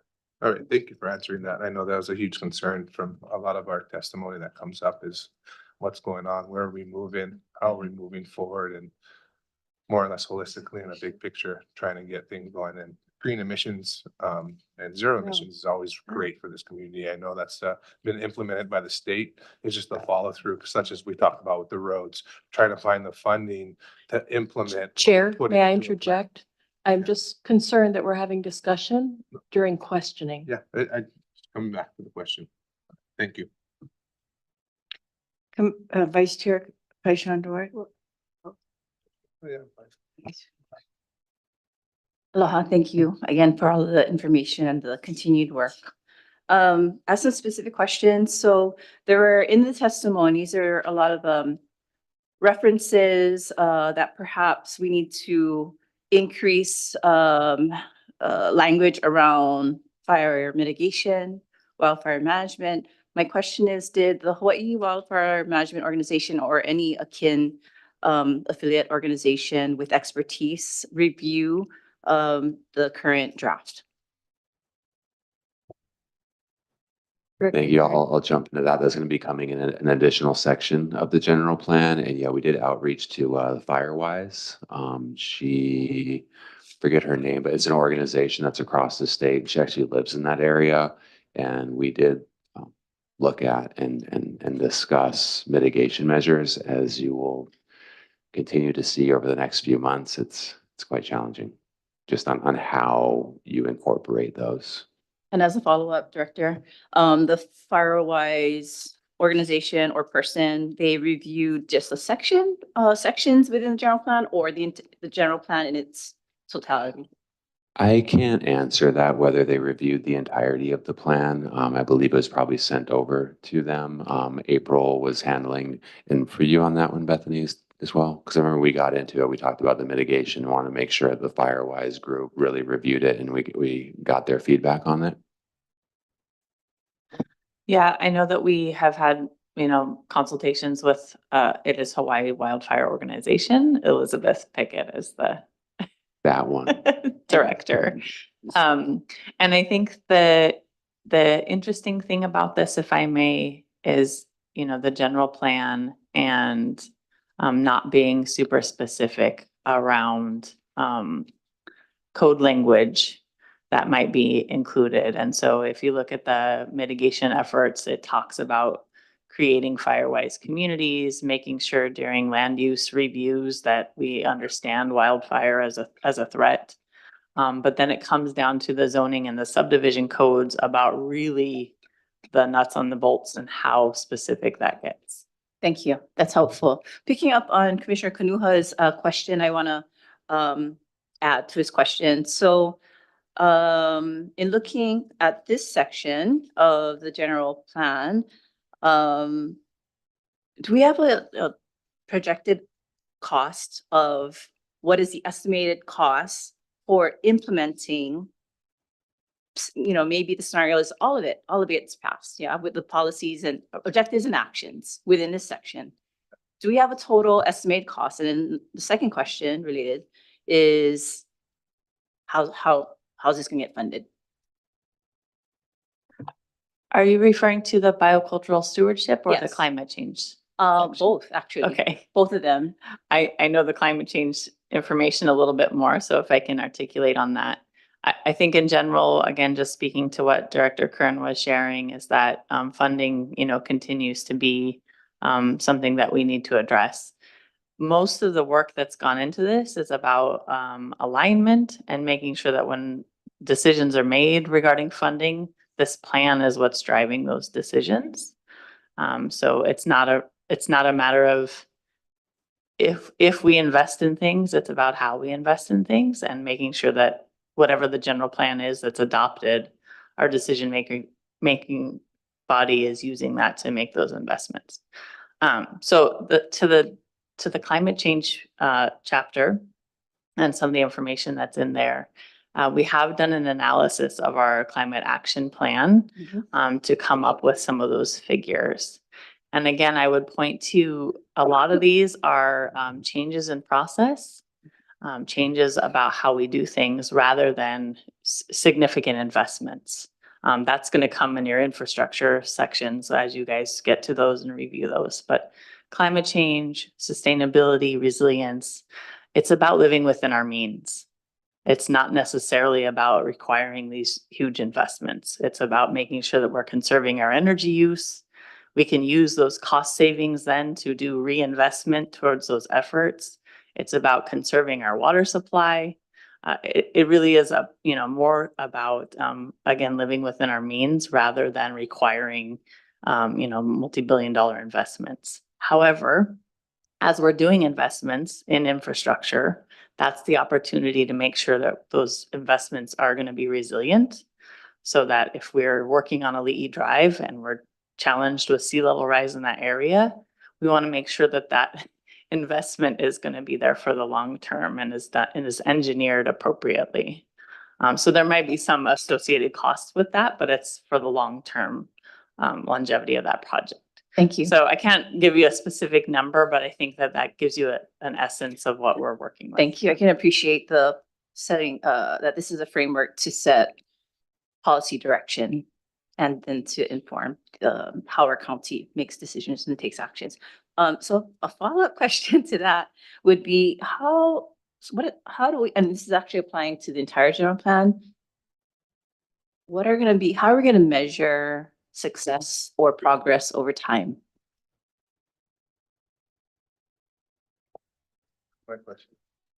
That's a really good question. I do think that we've included an implementation section at the end that gets into how we will implement it. And I think if we're seeing sections of the implementation section getting done, I think we're making progress.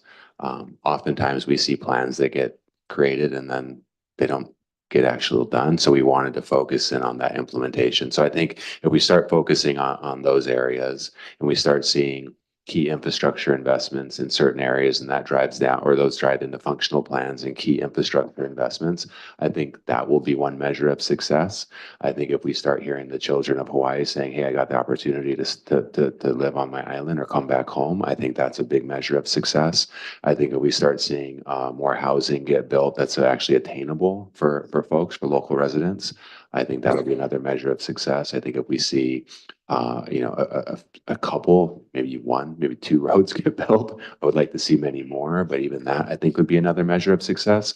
So I think having the idea that the entire plan is going to be, implemented and everything is going to get done, that's going to be really hard over a long period of time. But I think directionally is this direction where we're going.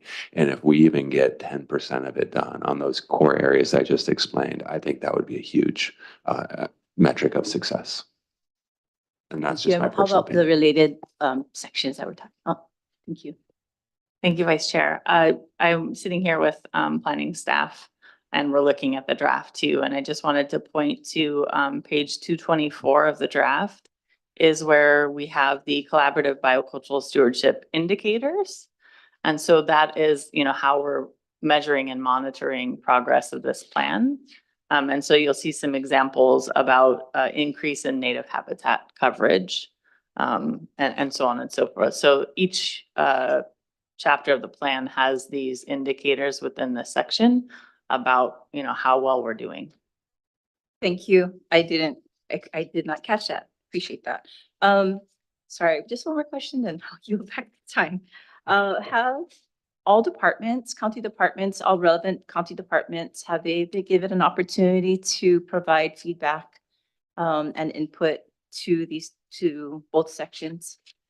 And to basically understand, like, what is their charge, to understand basically how they should get involved, or how they are already maybe required to take action on some of these areas.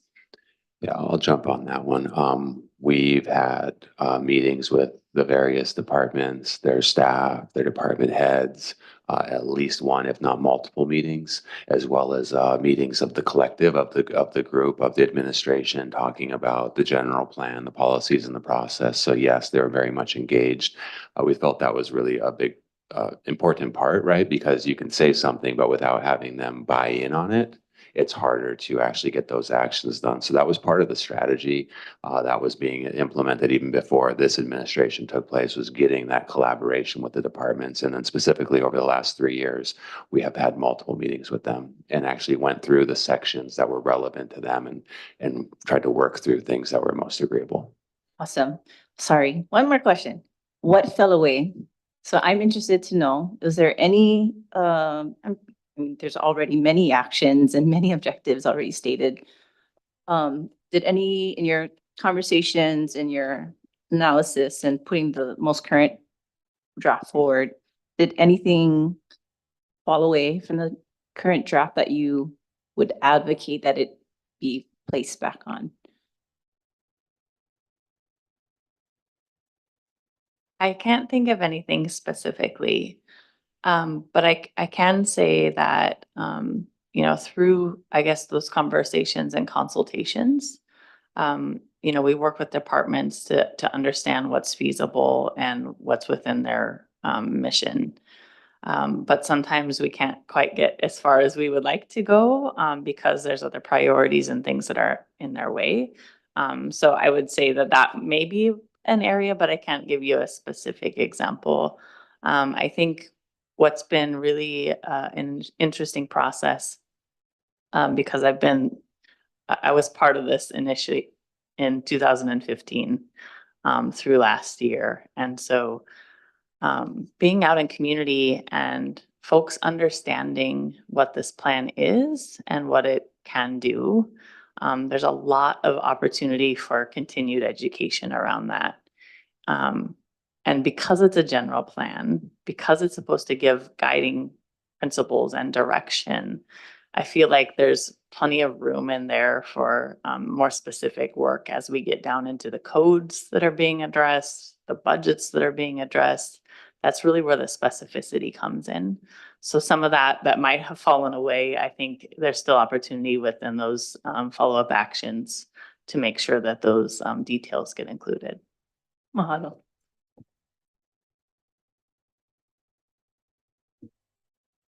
I have just one quick question, just to address something that came up in testimony, and it came up multiple times today. And I figured I'd address it now.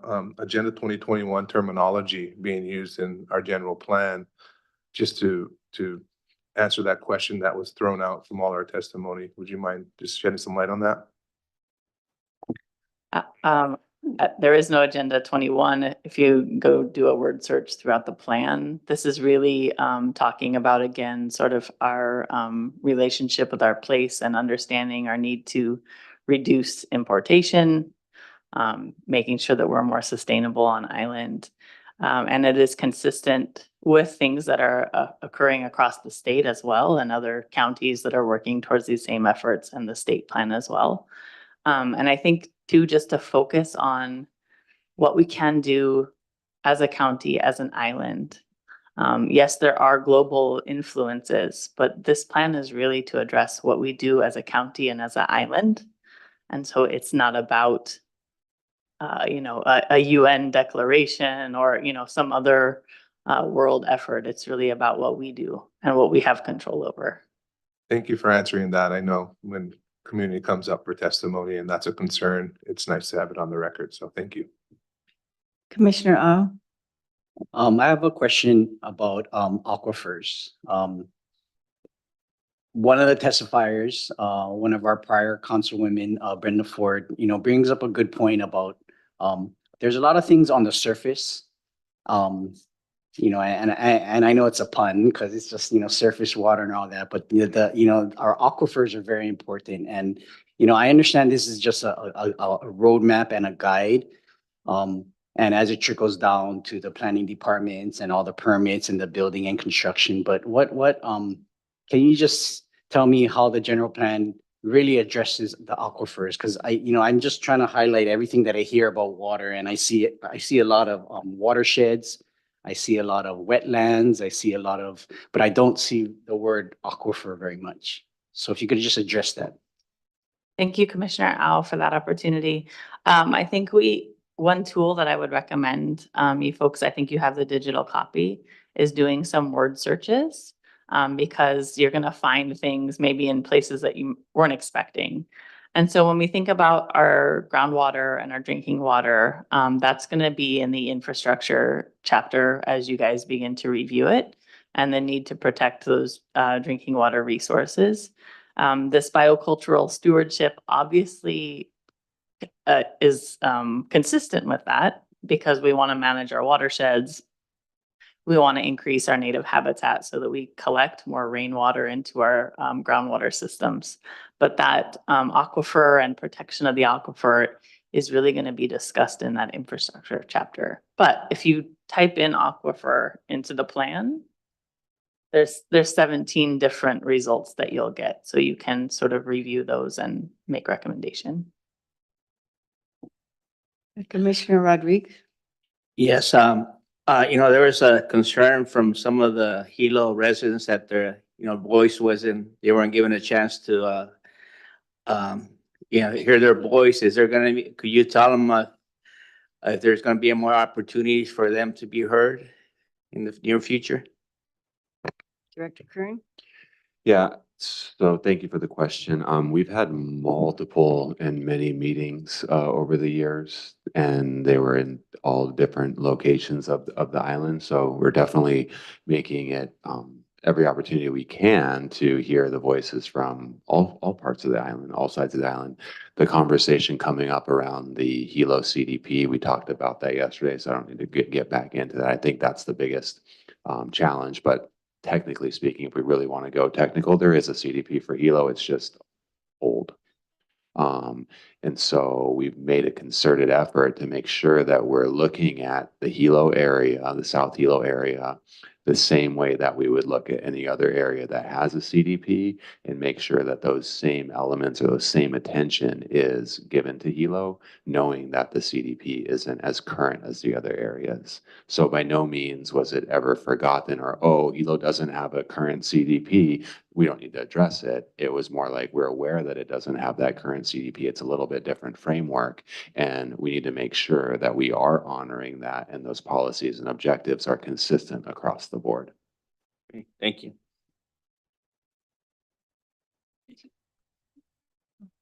I have a question. Commissioner Kanuha? I have a question just on sustainability, and I think maybe Zendo could answer this, and both you two guys. Is the county looking, I'm sure this will come in infrastructure too, but looking at desalinization? We have one of the best places in the world to do it. When now first was open, some of the best drinking water you had was coming out of the sea. You saw what was getting sold to Japan. And I'm surprised that we haven't taken it upon ourselves, if we're going that route, is sustainability, to be able to have as much water as we need right out front. I'm curious, have we looked into that? So I would say that I'm aware that there's been some conversations around that. I can't specifically say how much Department of Water Supply has really dove into that. We looked at terraformation out in Kohala side and looked at their desalinization that they're doing for the reforesting the dry land out there. And we met with Department of Water Supply, and there was some good discussion around that, and their cost was a little bit different. So I think that was one of the considerations that just came up in discussion. And so I know that discussions are happening. I'm not sure at what level with that department. And so I think if that's something that the commission feels we need a greater level of discussion, that would be something great to maybe layer in at another level. We would love to layer that in, because moving forward, that's something that is here right in front of us. We have the sun, you know, we live in a particular place that for green initiatives, we should be on the forefront. As you know, just so we talked about, funding is always the hardest thing. And a lot of people think that money grows on trees, but it does not. But implementing different things and obviously maybe tax credits or to bring people in to help subsidize that are always something to look at. I would agree. And in the next upcoming sections, so we will be addressing water supply, distribution, et cetera. And I think if we can get more people engaged in the desalinization conversation, that could be beneficial, especially at this juncture. Because what I've seen is when it comes time to do it and the county moves forward with it, we're going to be having all kinds of challenges around that conversation. So now would be a good time to really continue to layer that in. Thank you. Thank you. Commissioner Vice Chair Paishan Dwar. Thank you, Chair. Question, when traditional ecological knowledge is cited in these two sections, my question is, it's a little bit of semantics, but words matter. My question is, why was the decision to use traditional ecological knowledge versus indigenous ecological knowledge? Thank you for that question, Commissioner. That was consistent with a little bit of our awareness that there are traditions around resources that are not strictly Native Hawaiian traditions.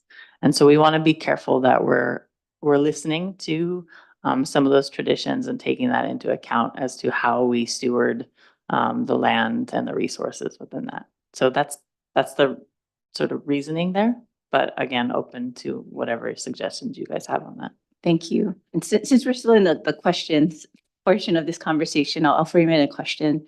I wonder if there's an opportunity. I wonder how we might integrate or add indigenous and traditional ecological knowledge or something to that effect so that we can honor both local values that are represented in many different, all of our cultures that are represented in Hawaii, and also acknowledge and honor the first peoples of Hawaii as well. So that's a wonder, that's a question. And then kind of in alignment with that question is on page 35, 1.6, grounded vision and goals. I don't know, maybe it might be in different areas too as well. But this caught my eye. So in the first paragraph of 1.6, as we navigate all the way to the end with to plan for the future in alignment with community values. So as a question, I wonder how we might incorporate community values and indigenous Native Hawaiian values to both honor and highlight the first peoples of Hawaii and all of our important, beautiful cultures that make up all of Hawaii. Thanks. I think there's a great opportunity to further that answer to that question. And I look forward to hearing that from you folks. And I'm sure the department, Bethany, myself, and everybody else would love to see further conversation on that and integration into that way. That's right. Thank you. Do we have any more questions? No, are we at lunch? Is it lunchtime? I might know, but if we're done with questions, then we're gonna go into making amendments and discussion. That's what I'm making sure it's here. So we're gonna take a break for lunch and then come back. And then we can discuss the motions on the table and how to add to the motion. Okay? So we're gonna take a half hour, then we're gonna come back at 12:30. Okay?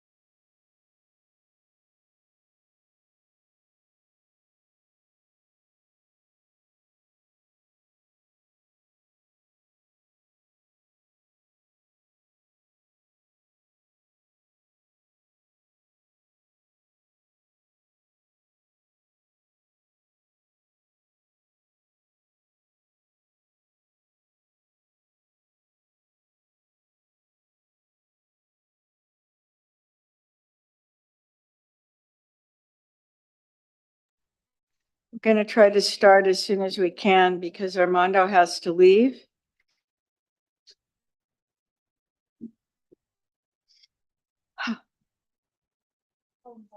Yes.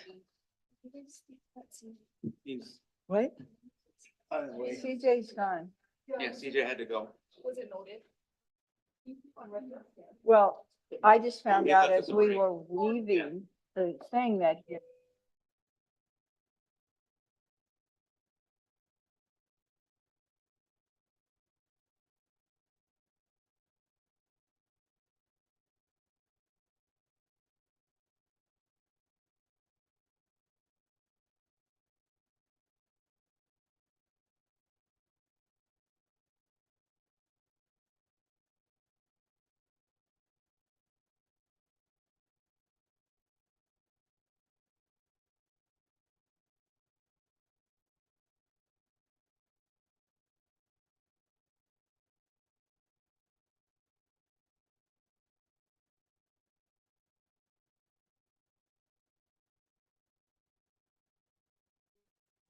Okay, so are we all here? Everybody's here? Rock and roll, okay. You ready, Dean? You guys are good on that. Good to go. We're good on Zoom? Okay. So it is 12:34 and we are going to reconvene now. We have a motion on the floor and we are coming to discussion then between the commissioners. So Armando, are you ready to go? You have everything written down? Okay. Yes, yes. So I'm just gonna ask Susanna. So the next step forward, if they want to make a motion to amend or put something on the floor, can you give us the language of what that would sound like for everybody to hear? Absolutely. At this point, there is a motion on the floor to forward the general plan to council for approval. The commission at this point can discuss their opinions about the plan, any comments they may have.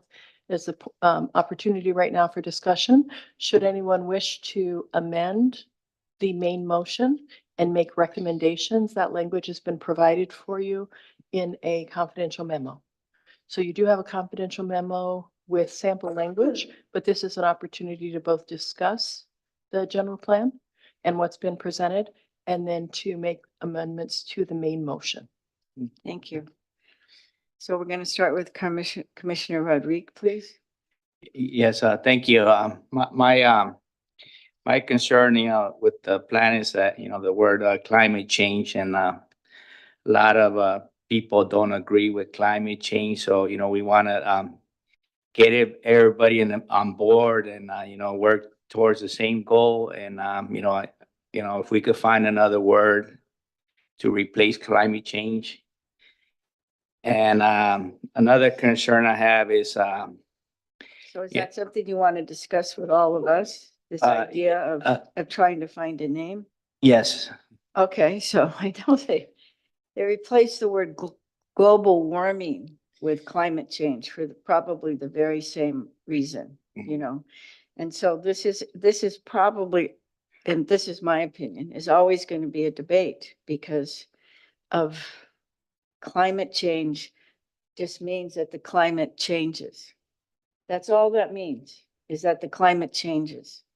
And it isn't some conspiracy that the climate changes. It's just that we're just calling it climate change. And the climate change, with climate change and ice caps melting and the sea level rising, which it seems to be measurable. This is just my opinion, that they've measured this rising of the sea level.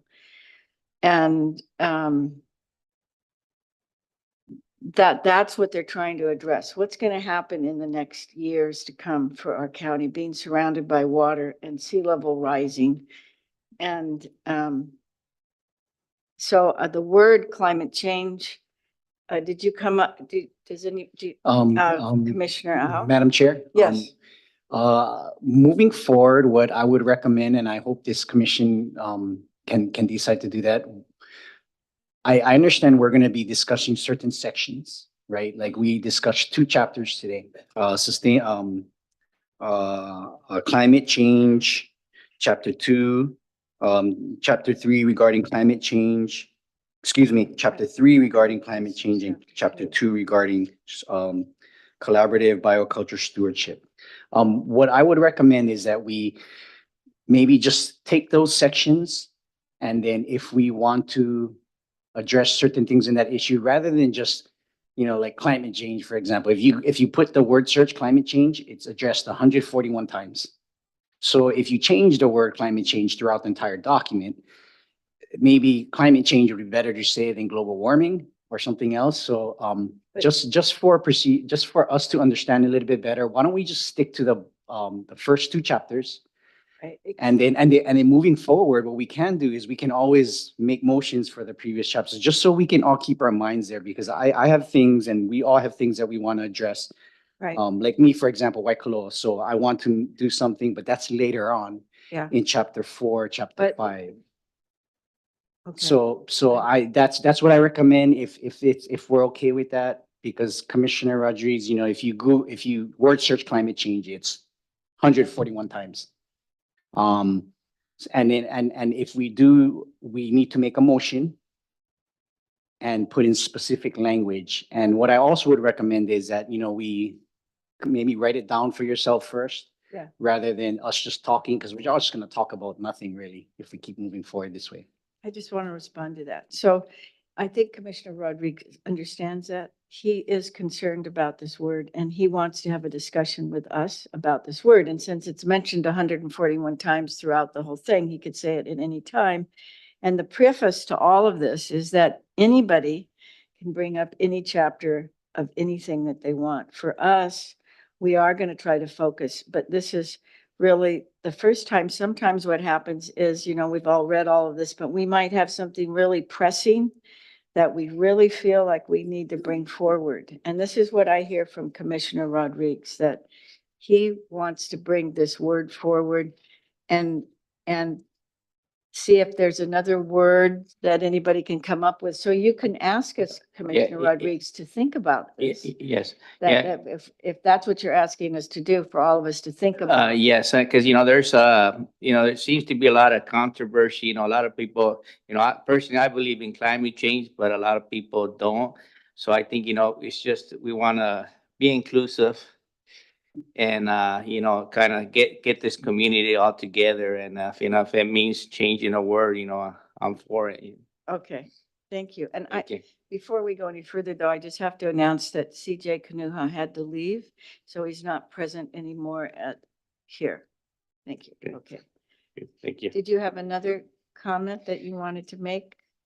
Regards, Because Commissioner Rodriguez has to leave, so Yeah, I'm trying yeah, to let yeah. him he has to leave in about 15 minutes. Okay. Yeah, and also commitment, the only commitment I see on the general plan is to zero emissions in 2045. And I'd like to see more commitment like on safety plans, like Waikoloa fire and dangers. And I live in South Kona, we have a volcano. So I want to see some dates in there that sooner than later that, we're going to work on, because we don't want, disaster to happen like Maui or something like that. So, Right. I think, we need to, Yeah. not just to leave it and get around to, because that's very important. Right. And I think, Commissioner Al makes a valid point. We're going to have a lot of these meetings now, Mhm. and each chapter is going to address these a little more in depth. Yes. So as we go along, so we can focus on fire mitigation and what that chapter is. Okay. Okay, when we get there. Okay, that's all for now. Thank you. Okay, thank you. Commissioner Noborikawa. Thank you, Chair. So I kind of I Googled other words for climate change. And I Okay. agree that, we should try to get people to understand more and to be more comfortable with the wording we use. But when I Googled other words for climate change, I came up with this is what Google says, climate crisis and climate emergency. Those to me sound more it would agitate people more than if we use the word climate change. But I agree that, we should try to find something to make people feel more comfortable. And it may just be more an education thing. Yeah. To educate people more Yeah. about what climate change is and what it means in this document. So we may be looking at maybe adding more to the definition of climate change in the Right. glossary. And so me personally, this is something that I'm going to think about over the next month and Thank you. see if we can come up with something. And the kind of the way that I'm planning on looking at this and amendments is I'm going to listen to what staff has to say. I'm going to listen to what testimony's coming in. I'm not going to make a judgment that same day, except Yeah. for the last day that we're working on this. Because I want to give myself more time to really look into what Yeah. people are talking about and what Right.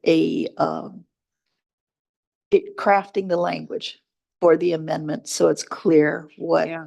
I want to convey in that amendment that I'm proposing. I So think it's so important that we collaborate, and that's what this whole process is about, is collaborating and finding common ground.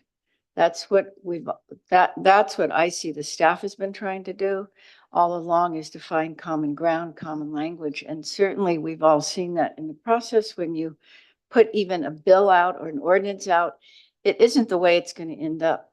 This is what we're crafting. Right. Right? Yeah. So let's craft it. Let's listen to everything that everybody has said and try to put it forward. Yeah. Thank you. Commissioner Au. I'd like to piggyback on what Commissioner Nobukawa said. I asked Ms. Morrison a question about the aquifer. I asked her about water. Water is important, and water starts off with the sky. It falls on the ground, and it goes, eventually seeps into our aquifer. So, it's just that issue of water and aquifers and watershed it's going to be addressed in other chapters, and it's all kind of tied in. So I do want to be sensitive and careful on whatever motion that I'm going to present, because I want it to work for the general plan and I want it to work for everybody. So Yeah. I'm going to be patient on this, and we do have a lot of other meetings coming forward, and I'm going to take the same approach as Commissioner Nobukawa. Yeah. And at the same time consult with the county if I need to, or with our corporation counsel, just to draft up the best language that'll help everybody. Yeah, thank you. I agree even with Commissioner Kanuha bringing up sustainability and salinization. Desalinization is a very important thing. And I know that at some point it will come up more and more. Yes, Vice Chair Paishandwar. Yes, thank you. Let's see. Just wanted to put this on the table for our conversation, discussion. So I'm seeing a little bit of inconsistency. I appreciate the language that's used. And in some places, for example, sometimes language, sometimes language is play space is used, and other terms like Hawaiian biocultural resource management. Can you give us a page And then number? I'm just going to give you a general, and then I can point out some specific. And then traditional ecological knowledge and so forth. So what I'm getting at is I've had a little bit of experience. I helped to advise the Executive Office of the President Biden's Council on Environmental Quality. We created with community guidance for federal departments and agencies on indigenous knowledge. And what I am hoping for is like, how do we make sure that we are specific about these terms and we apply them consistently throughout? Because for the layperson, these terms can mean the same thing, or we need definitions basically in how we apply. And I think, yeah, there is some references, but what I'm wanting to say is like, I will do more homework on my part to give specific recommendations and input in terms of how we might clarify the language. But I wanted to bring it to your folks' attention. This is an area that I'm very interested in, and I feel like we can strengthen how we are applying the term just to be a little bit more consistent. Thank you. I'm so glad that you're doing that. Appreciate it.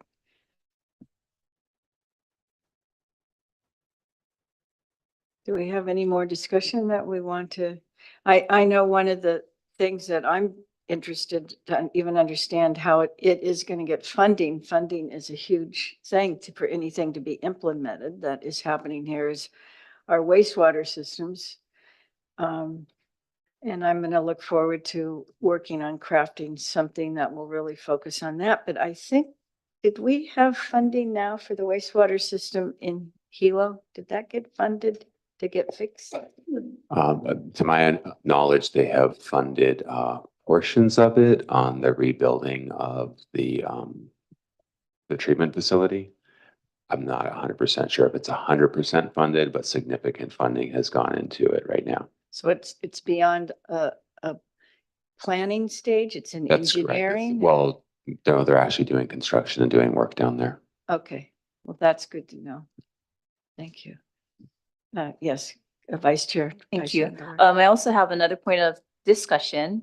This is going to apply, this applies primarily, well, for these two sections that we're looking at, but it is also, my interest also applies for the general plan as a whole, is, as we all know, that Hawaii has 2 state languages, English and Hawaiian, and I'd like us to present the plan in both languages.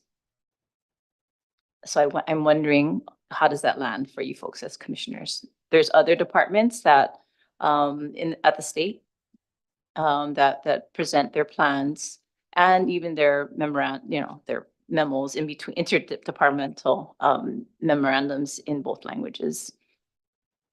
How do you folks feel about that? a Hawaiian language portion of the general plan? Is it translated? Is that the question? Is it translated or into Hawaiian? Is it? Yeah, would it? Yes. I'd like to see resources used to translate once the plan is completed and accepted and approved, that it be translated and made available in Hawaiian language to all of our residents. And so that language, but not Spanish, not Micronesian. I support all the languages that are used in Hawaii, but would like to start with an official language of the state. Do we have any comments about that from the planning department?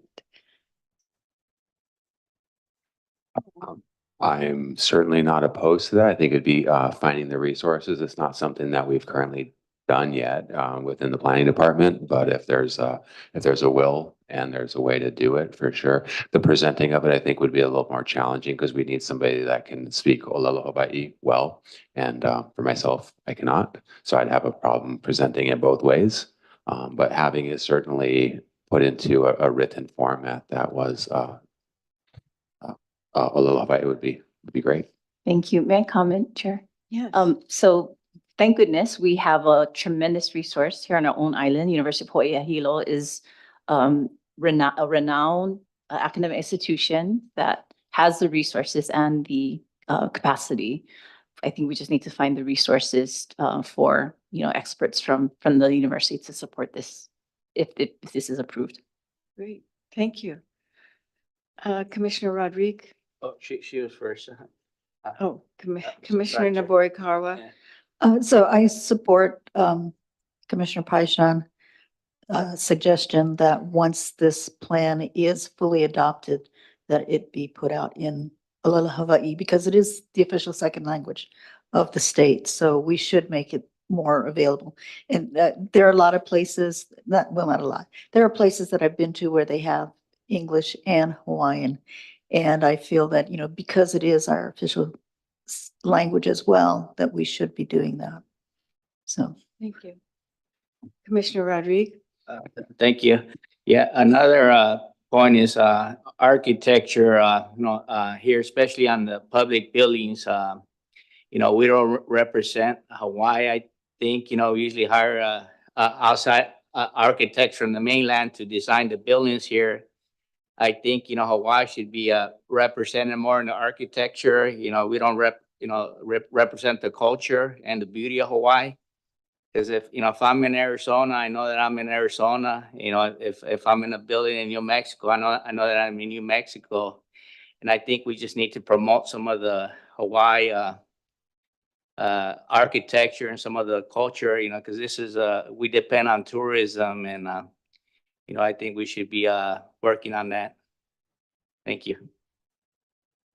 So this is a discussion between us to have. So, you know, I hear what you're saying, that's, but you know, in Hawaii too, we're very divergent and we have a really divergent culture.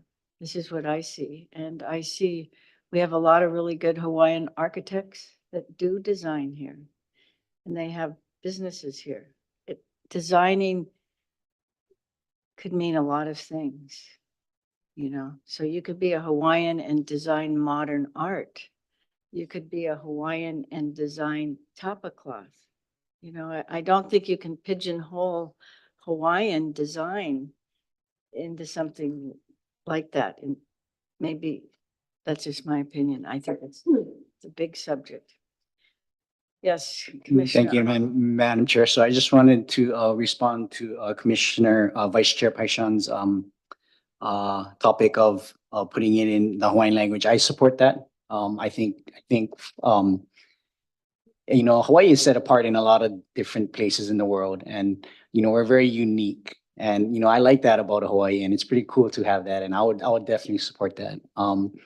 Comment on Commissioner Rodriguez about architectural, you know, artifacts and, you know, having that kind of design. You know, a lot of our big developers, the hotels, just go to hotels, you know, you see them all. Let's look at the front of this.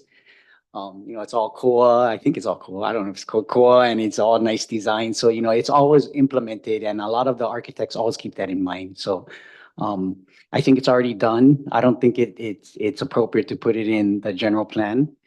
But yeah, those are just my 2 cents on those 2 issues. I don't want to jump around and I don't want to end this issue, but if no one has any comment about those 2 issues, I'd like to bring up, talk story about something else. Thank you. Okay. Okay, so if I could call back Ms. Morris and her staff, and Okay. you know, Mr. Kern can kind of chime in on this, but I want to talk about the topic of the natural beauty sites, tables, page 49 through 54. So if the commissioners could address that on the general plan, it's section 2.3, natural beauty sites. So going through this list, you know, there's a lot of places that are already state parks. Some of them are county parks. Some of them are just out of the nowhere. So what are the pros and the cons of making this list or putting this list in the general plan? Because, you know, I don't mean to backtrack, but I just want to bring up an example about the secondary road to Waikoloa, right? Testifiers are saying, if we get it some kind of language in the general plan, then it'll come sooner. So like, let's say someone wants to make someplace eventually have it be a state historical site when really it's in the middle of nowhere, but they want to do it. So like, what are the pros and cons of that, of putting that particular area on this list? And what are the impacts of putting it on the list? Will someone come forward later on and say, no, it's on the list of the general plan, you can't touch it, but it's really not a historical site? You know, like I like to pick OP. And when I go pick OP, if I'm out in there, then someone might yell at me, like I'm not supposed to be out there, right? So I don't know, I just, you know, what are the impacts, the pros and the cons of having or not having particular sites on this list? Thank you for that Excuse question. me, Commissioner Rodriguez leaving now, so thank you so much. Thank you. Thanks. Thank you, Commissioner. Mahalo. We still have quorum, so we're going to continue. The natural beauty sites are coming from the current 2005 general plan where they exist now. In the 2019 draft, those were not included because of some of the specificity issues that you're bringing up, Council or Commissioner. And we got overwhelming feedback during that draft that they needed to be put back in.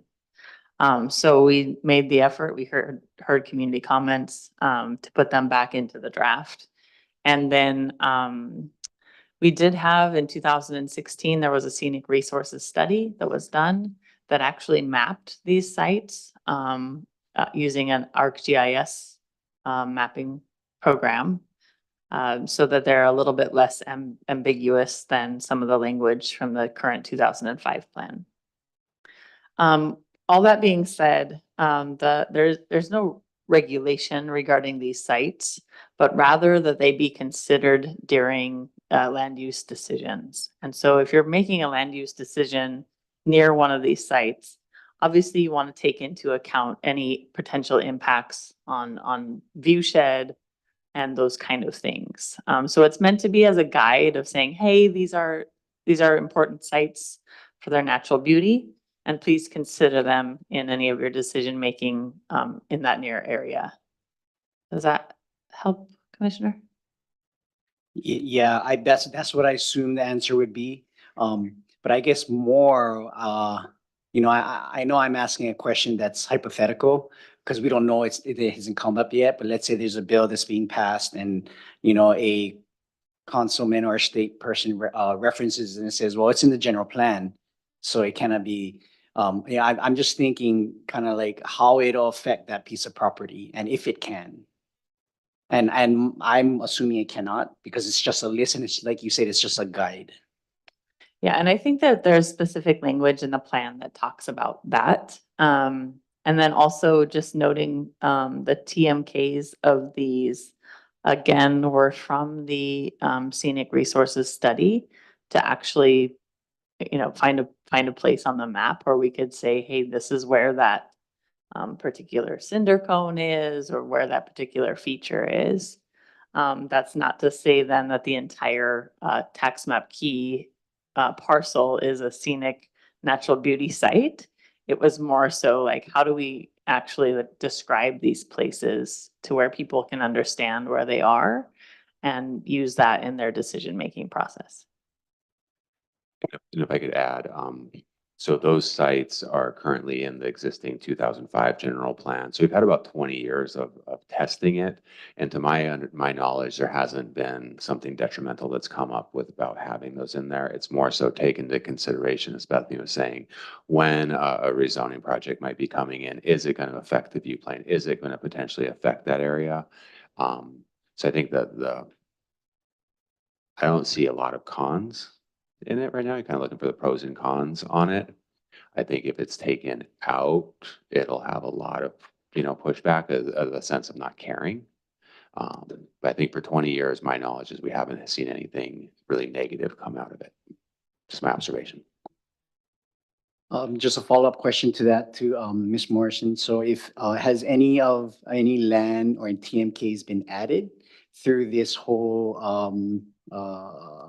testimony with the public coming out in this last, I believe, 5 years or however long, how long have we been doing this as far as public testimony? Has anything been added or taken out? I think there were sites added from the 2016 scenic resource study. I'd have to take a look at those and help identify those. And then also, as I mentioned, Fisher 8 from the 2018 eruption in Leilani Estates was also added. And forgive me on the proper term that they named that site. It's in here.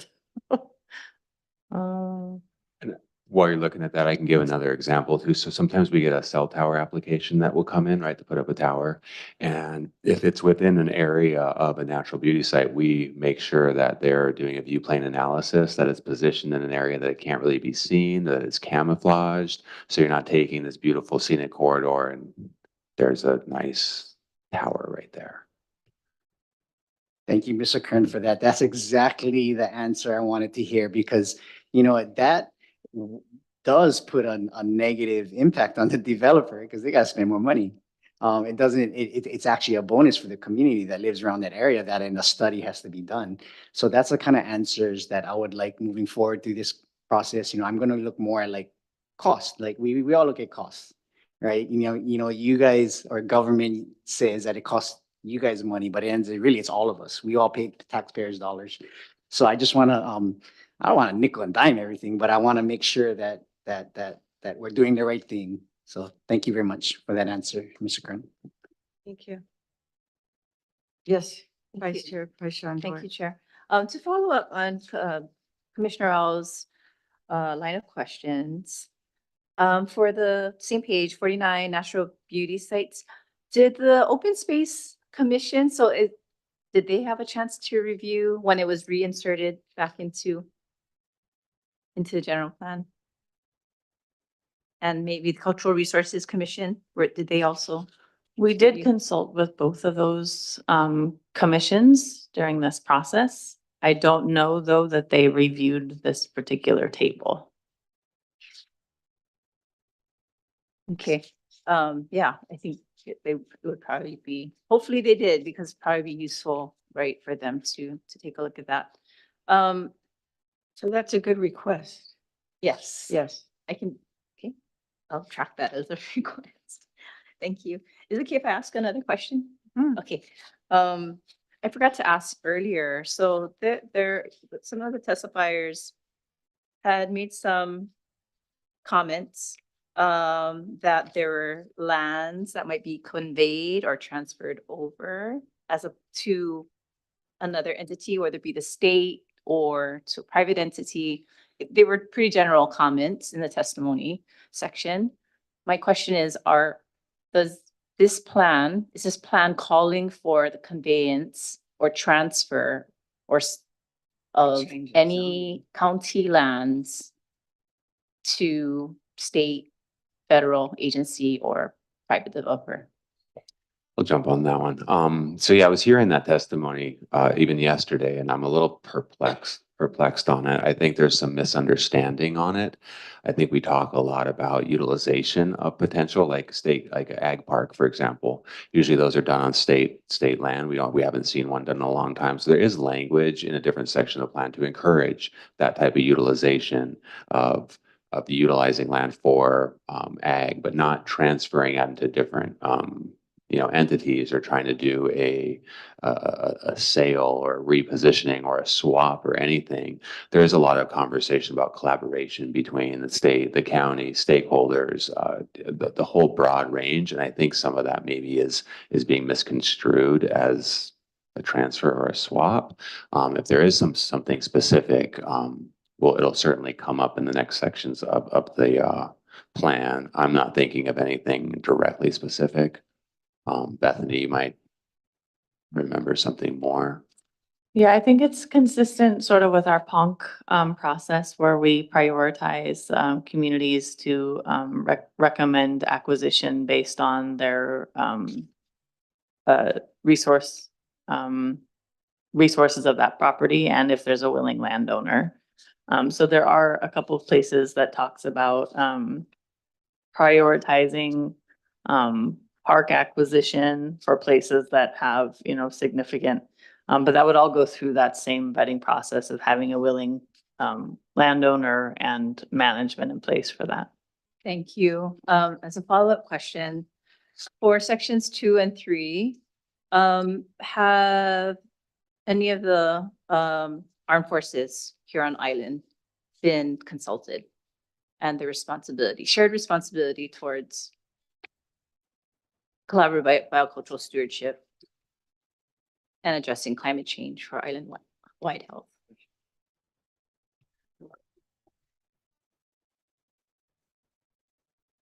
My honest answer is I don't know. I don't think we've talked with the Army or the military or the armed forces. I don't believe so. Thank you. To my fellow commissioners, do you think that would be something that we should, what do you think about that topic, to ensure that someone from representation from the military, certainly, Ohakulua, for example, commanding officer, and maybe his public information officer would come to any of these public meetings so that they are aware? Commissioner Nobukawa. That sounds like a good idea. Extend the offer, say, this is what we're going through. Basically say, if you haven't already heard, we've been doing this process since 2015. We have not formally seen any response. Can we have a response? Obviously, we'll do a deep dive as well to verify if something previous was ever reached out, just to add to it. Commissioner Au?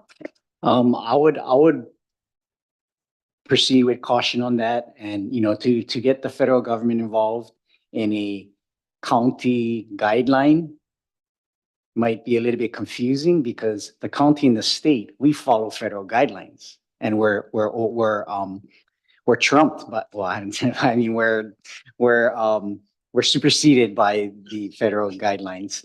Whatever decision we make, I support it. I think my daughter's in the military. I support it. I just want to just be careful on it. And if I had to vote on a motion like that, I would like to get Corporation Counsel's opinion on it. And but I do support it. Thank you. Part of the reason why I bring it up is when, there's a number of places where this plan is encouraging partnerships. And there are MOAs in place and MOUs in place with, for example, the U.S. Army that's stationed here.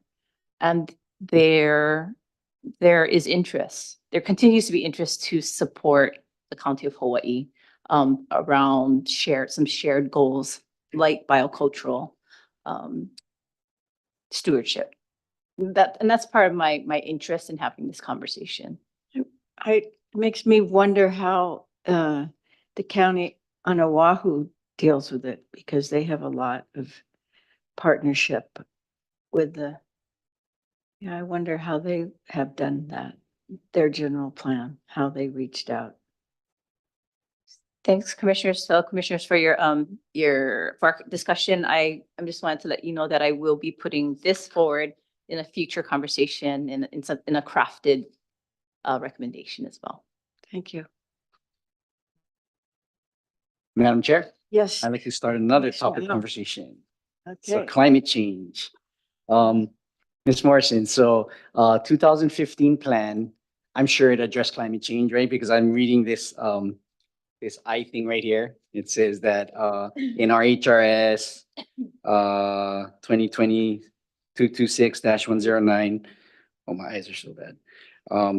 Act 286 in 2012, Hawaii, we adopted one of the only states in the United States that adopted and became aggressive with climate change. And, what are the differences, the major differences from the 2015 climate change section to this draft plan in the climate section? Any major changes from that? Because, 20 years ago, climate change was viewed differently how it is now. And 20, 40, 50 years from now, moving forward, it's going to be totally different. Just to clarify, you're talking about the 2005 general plan? You said 2015. Yes, 2005. We just have all these dates Okay, jumping all around, so just bear with me. Yeah, no problem, no problem. So 2005, and this was, again, a lot of the feedback that we got when we initiated this update was that there were significant things that were missing from the current plan, including any conversation on climate change and sustainability. So this is a way to update that. And this language, for the most part, was also included in the 2019 draft that we went out and got significant feedback on. And then there have been edits to the language to accommodate for that feedback. This is also consistent with that state law, that state statute that says these things need to be considered during planning efforts. And then this is also consistent with what we've seen the other counties do through their updates to their general plan as well, just bringing into what we're dealing with today and thinking about climate change. It really is a long range issue. It's not something that necessarily tomorrow suddenly sea level rise is going to be 15 feet. That's not the case, right? It's a long-term planning process. And so it's very appropriate that it belong in a general plan, which is a long-term planning document for our county. I can't speak to what happens 20 years from now. We shall see. But I think it's important that we institute these things so that we do the proper planning to address the issue long term. Okay, so so one example that Mr. Kern can chime in on it too is a developer comes in and they design a project, they design a building, and it's a lead project. And what is the impact and how does the planning department, because the planning department sees it before it gets before the projects, before the plans get drawn out, but it's determined that they want it to be a lead maybe or maybe not. How does the planning department use the guide of the general plan to make a decision on that proposed project that maybe comes to the commission, or if it just comes through the planning department? So that would somewhat be dependent on the nature of the application, but a lot of it would relate to, so if it's a lead project, that's their choice, how they're going to build it. If they want to build it, leadership in energy and environmental design. So we would look at it from a sea level rise exposure area. Is it within an area that the sea level is expected to rise in? And we would want to see planning and mitigation for that. We'd want to see how the water utilization is being used from a sustainability standpoint. Are they recycling their waters, or are we using reverse osmosis, et cetera? But honestly, a lot of what we're trying to focus on climate change wise is focused on the government and the county first, on having an energy efficient fleet, looking at our electricity usage in those areas and being on the forefront of the conversation, not necessarily putting it onto everybody else. And so I think as you move into the sustainable design criteria, so the concept with this general plan is each section is supposed to be able to stand on its own. There's correlation, they relate and they interplay with each other, but each section should stand. So as we move into the sustainable development side, that's where we would talk a lot more and see where any of those climate change policies would come into. So we talk about like supporting that if it's a large scale development, trying to get to, like net zero on water usage. Like if you're using the water, you're recycling the water, you're bringing it back around. And so I don't see it being a big negative on developers. I see it being thoughtful on their side of it. And the biggest area that we're going to see it is really along the shoreline and the high exposure areas that are going to be the highest hazard areas. I hope that answers your question somewhat. Thanks.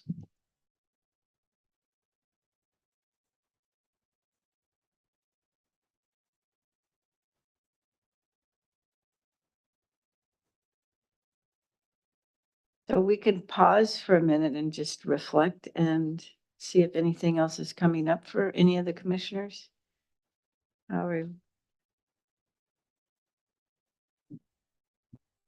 Yes, Vice Chair. Thank you. Vice Chair. I'm going to try this on for size because I want to see how Okay, this goes. let's do it. So I'd like to put forward a motion.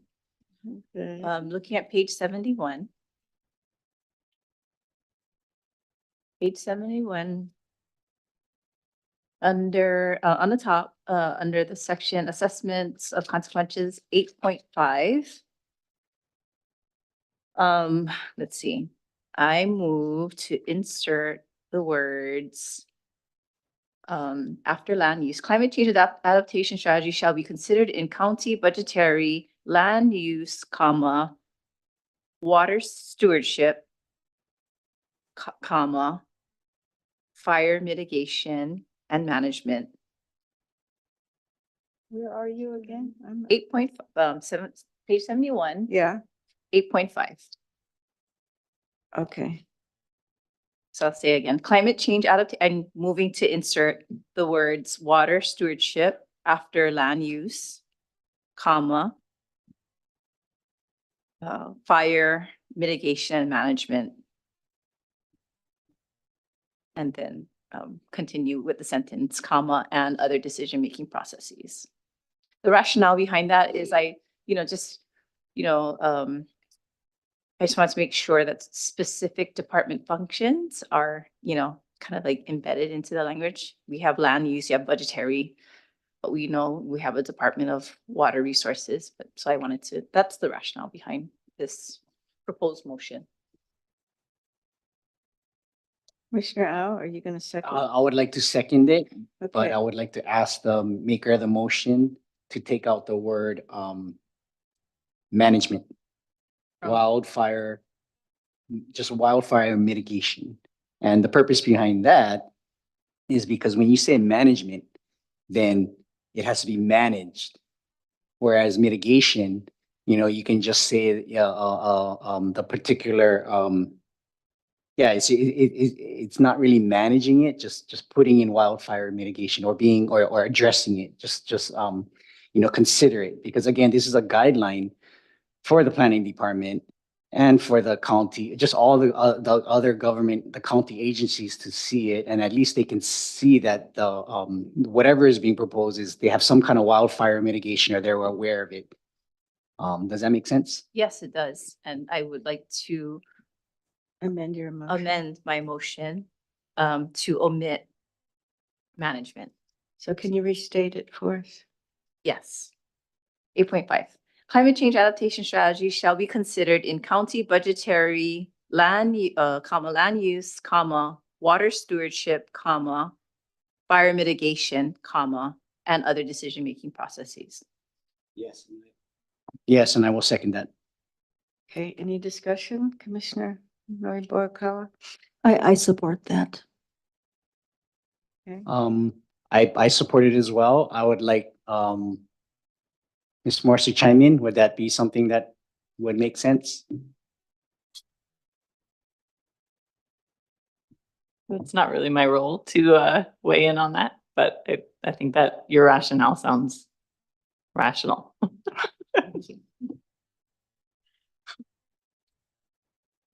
Director Kern, do you? Nothing to add. Okay. Fine. So do we want to, then are we, no more discussion, do we want to vote then, please? So we have a roll call vote, please, with a motion to amend.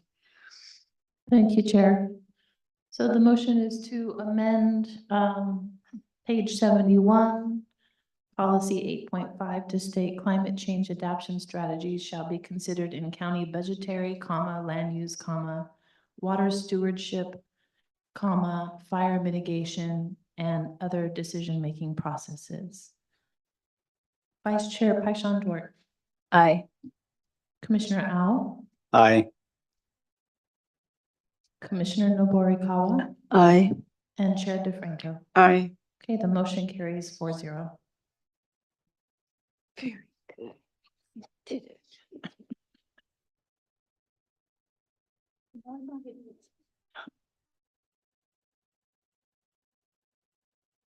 So wonder what a brief pause can do, isn't it? Deep breath.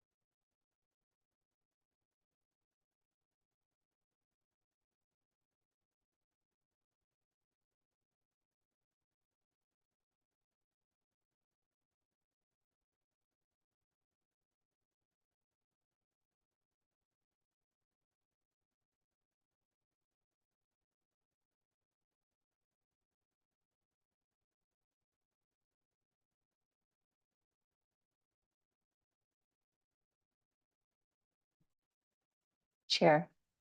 Yes. Just a Vice point for Chair. discussion, commission members. So I am looking at page 70. So I think it would apply actually for page 69 and 70. What I'm thinking about, and I need your help, is like, how do we, and I don't know if this is even within our purview, but for example, 7C, page 70.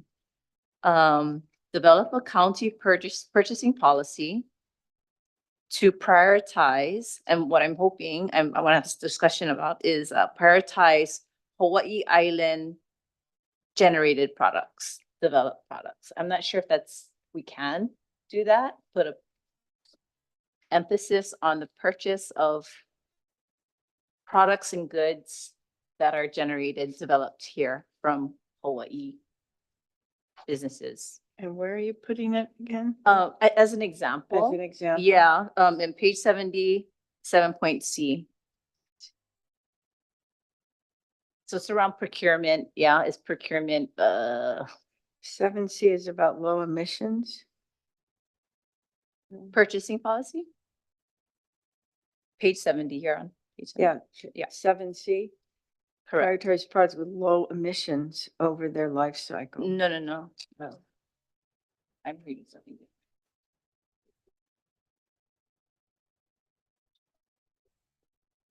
So the topic of discussion is I just wanted to, what are your folks' thoughts in really emphasizing, right? Whenever we're going to purchase a good or product that advance and further these stated goals, objectives, and actions, that we try and prioritize purchase of goods, any type of goods or whatever, from local Hawaii Island. So I'd like to start off the discussion. You know, if we were to put it, and I would support that, but that would be under actions of objective 7. So if we were to do something like that, it wouldn't be like a broad, it would specifically be for objective 7. And yeah, and if we do a language like that, you know, you and I can talk about it and see, but I would like to see the word preferred. Because when you say preferred, then the purchaser, the county, is gonna look at first and foremost, they're gonna look at the local low emissions. For example, go buy cow poop from Hawaii instead of cow poop from Oregon, right? So yeah, I would support a motion that would say preferred.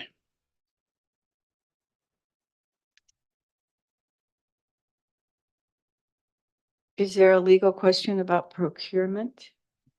How might this be possible?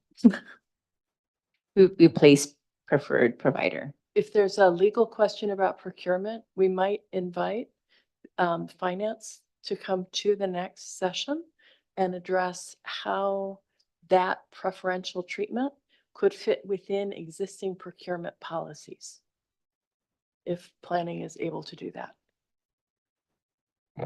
When you say planning able to invite from finance to purchase, yes. Finance. to the We next can meeting. invite the appropriate person from the finance department to opine on the procurement discussion. Thank you. Thank you. And Commissioner Noborikawa? Does the staff hear that? Thank you. Sorry, Director. And Commissioner Noborikawa, how do you feel about this idea for inserting preferred provider? Yeah, I agree that is a thing I would like to see, that we do, if there is a way that we can legally do it, to give preference to Hawaii-based products. You know, because, I mean, you know, part of what we're looking at with our sustainability as well is trying to make ourselves more self-sufficient, less susceptible to things, changes with shipping, all things like that. So if we can put more emphasis on Hawaii-based products, I mean, if we can legally do that, that would be preferable to me. Thank you. Chair, how about yourself? I agree with that. Buy local.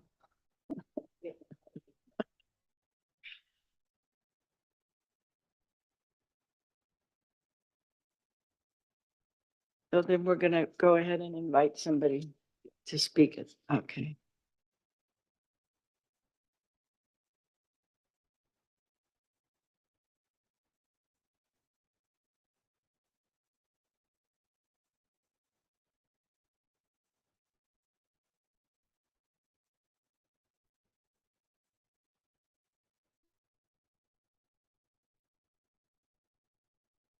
Dr. Franco? Commissioner Noborikawa.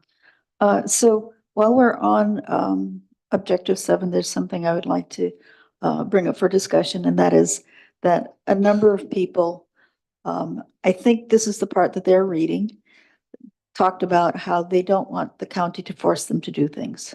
Because objective 7 says reduce the county's carbon footprint to net zero emissions by 2045. I think there is misunderstanding that the word counties meant people in the county and not, because when you read through it, it becomes obvious that it means Hawaii County government, not the people living in the county. So I was wondering how people would feel about just adding a couple words here to make it clear that this is objective 7 is specific to Hawaii County government, so that it would read reduce Hawaii County government's carbon footprint to net zero emissions by 2045. Just to make people calm down about this, about the county wanting to force them to do things.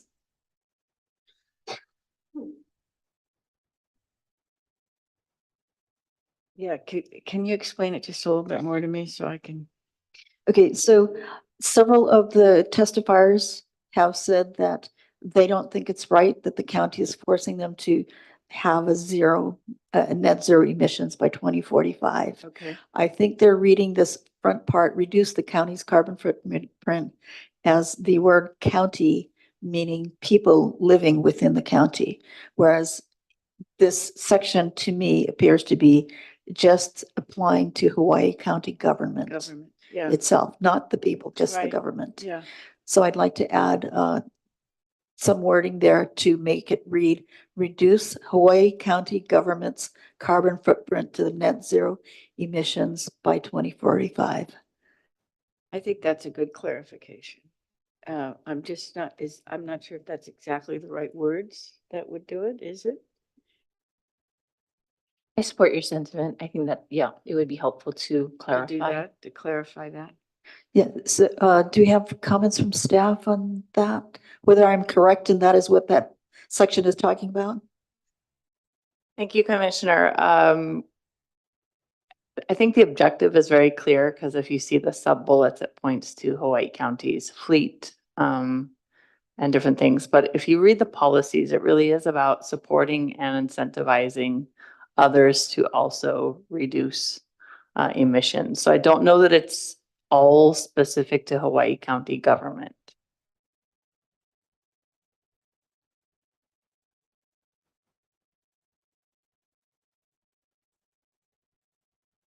I see what you're saying, especially, I mean, reading the first one, policy 7.1, incentivize efficiencies that integrate affordable housing and carbon neutrality. That would be on the developer, not on the county government.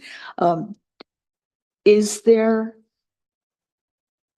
a good middle ground here to make it clear that a lot of this is to do with county government and not the individual, citizen out there that lives down the road type of thing?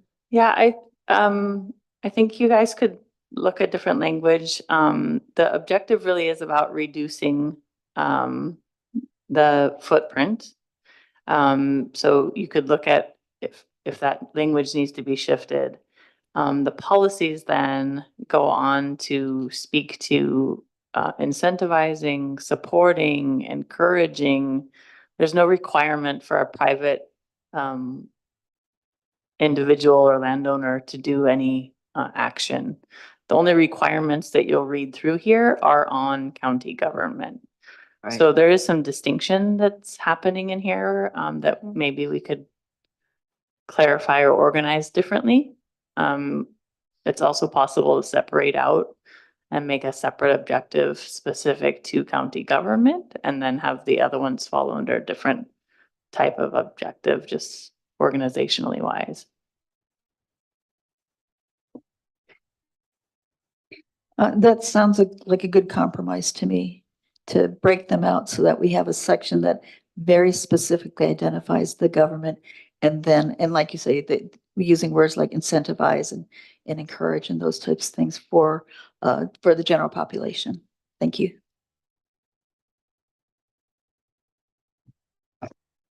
Yes, Vice Chair. Thank you, Chair. Sandra. Objective 6, page 68, question for Ms. Morrison. Let's see. 6.3, prioritize projects in communities that experience disproportionate impacts of climate change. What's the method for prioritizing? I'm sorry, I was still working on Oh, the no commissioner's problem. question. Can you repeat that? Sure. Objective 6, 6.3.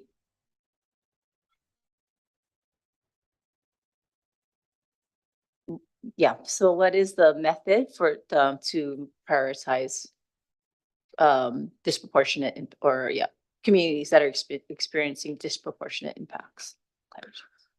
That probably is in the more specific actions that talks about promoting funding opportunities, increasing transparency, So those actions are the more specific how those policies happen.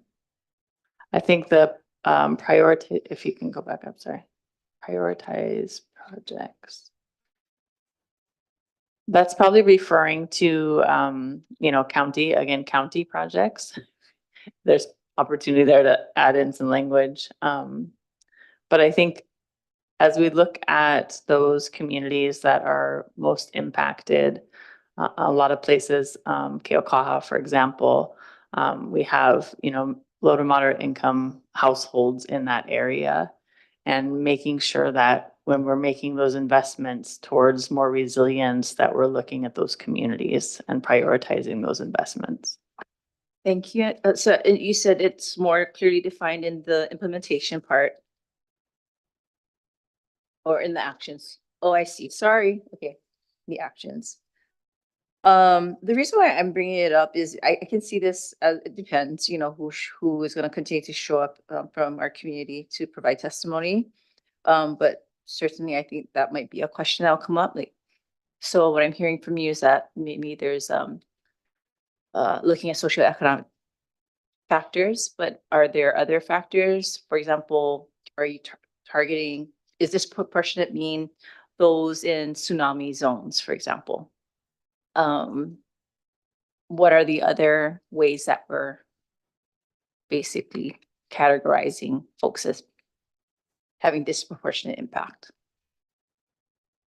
I mean, I can see there could be a contention around, well, how come you're not prioritizing my community?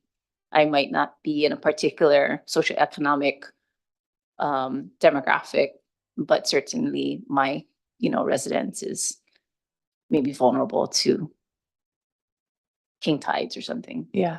And I think this speaks to bigger county decision-making processes, but I just want to draw your attention to the objective, which is really to make sure that when we are working towards climate resilience, we're working in an equitable way to uplift marginalized and historically disadvantaged communities. So that's what we're working towards in this particular section.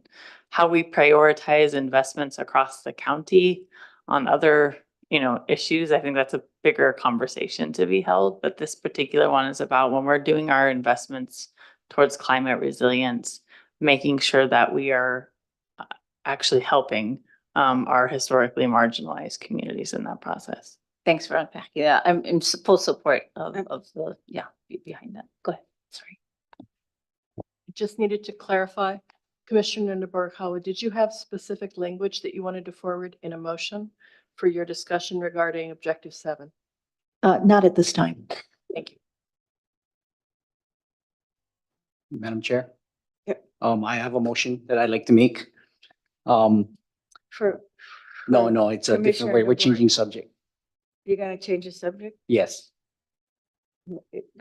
Okay. Go ahead. Okay, so commissioners, if you can look at page 64, table 12, climate mitigation challenges. Where are we? 64. I'm thinking about adding in the word wildfires. If you go word search it, this document only has wildfire 19 times. And I would like to put wildfires in it more. I live in Waikoloa and I'm like Mr. Chalker and I'm scared of wildfires. We all are because we can't run as fast as a fire can. But I'd like to give it a shot and make a motion. So I want to amend the main motion and I would like to, under natural disasters and climate vulnerability in the middle page, bullet point number 1, it states susceptible to natural disasters such as hurricanes, tsunamis, and I want to add wildfires, and volcanic activity can disrupt energy infrastructure and impede mitigation efforts. I second the motion. Okay, discussion? I support that. Okay, I support it also. So Okay, any opposition from staff or planning director or? We're good. Okay, we're going to do a vote then. Thank you, Chair. So the motion is to amend to page 64, table 12, under natural disasters and climate vulnerability, the first bullet, by adding wildfires after the word tsunamis. Yes. that's right. Commissioner Al, Aye. Vice Chair Paishandor, Aye. Commissioner Noborikawa, Aye. and Chair DeFranco. Aye. Okay, the motion carries 4-0.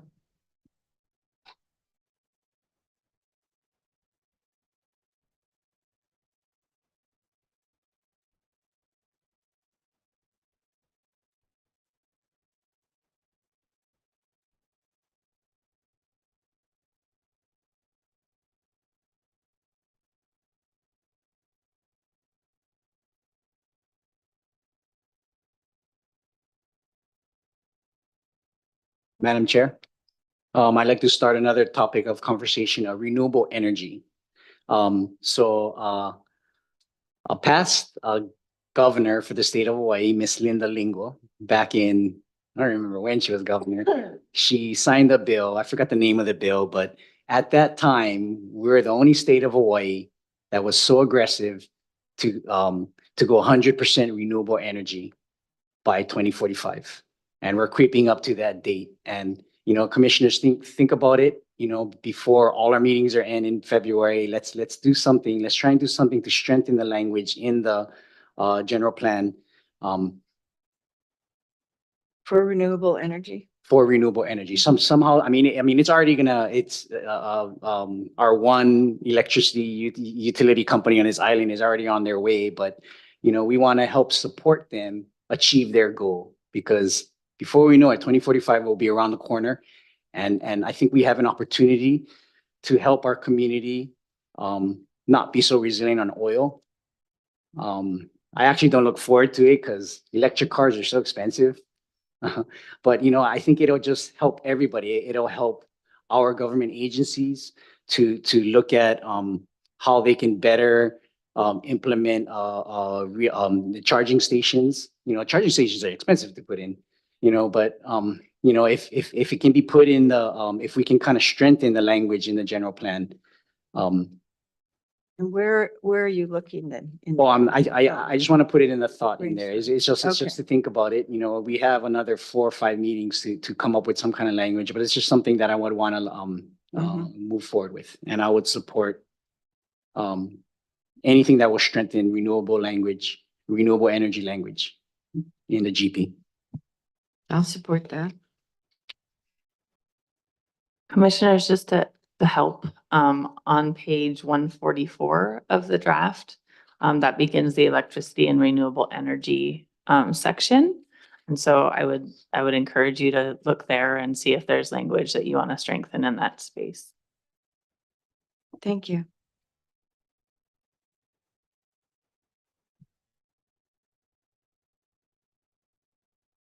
Chair, Yes. may I Vice bring up Chair. another topic Yes. for discussion and then possibly a motion. So I'm thinking about workforce development and how workforce development, workforce development, well, how it interplays with some of these actions and these actions basically. Yeah, so I think this plan, because these two sections are critically important, in my opinion. I think we should also consider some type of action around workforce development. And what I'm thinking about, and this is not the motion, but what I'm thinking about is to kind of mimic some of the other action statements, such as collaborate with government, private and nonprofit agencies, communities, and other stakeholders to explore and develop workforce development opportunities around biocultural stewardship, cloud biocultural stewardship, and what's the other? Climate change actions. That's what I'm thinking about. So I just wanted to just raise that as a topic for discussion. Madam Chair. Yes. Yeah, definitely supportive of the concept. I would encourage to look at section 5, thriving, diversified, regenerative economy, which does talk about those elements and maybe where though that could be brought into there. Because what we want to try to limit is things placed in too many different areas. Like, so if we got a concept there to pull it into that section or potentially even have redundancy. So you look at it there and then it's followed up as somebody's like, I just want to look at the economic section of it. It would call it out there as well. You know what I mean? So there's a kind of a continuity and a thread that goes through that. Thanks for that suggestion, comment, Director. I like the idea of, yeah, so we're exactly in 197, let's see.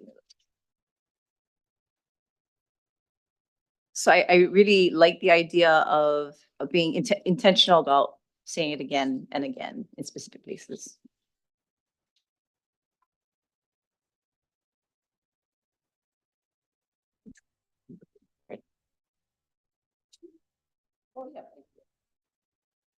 Okay, so it looks like it might be a good statement to borrow or restate. Duplicate would be, is it 43 point F? Action 43 point F, page 197.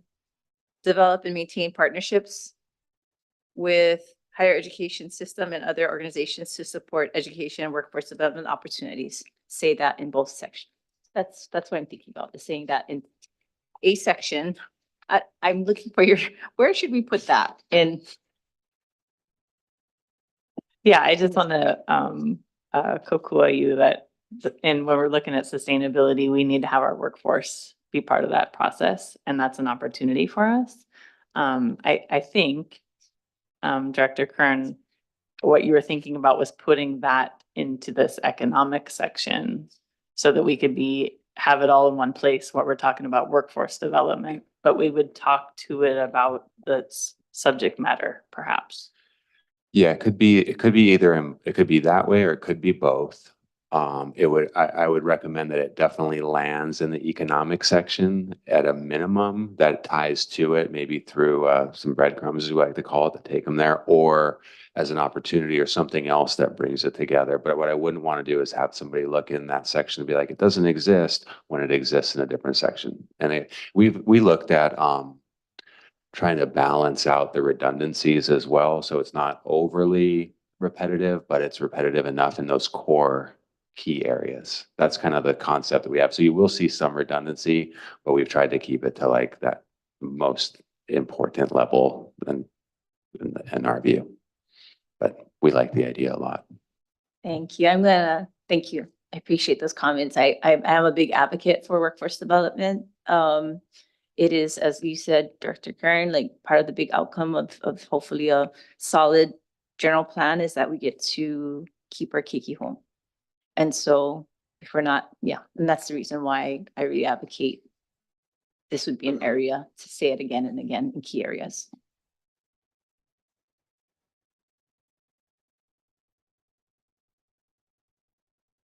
So are you thinking of keeping the same words or are you changing it? I'm actually asking this, yeah, I think Ms. Morrison, folks are looking at, where are we? No.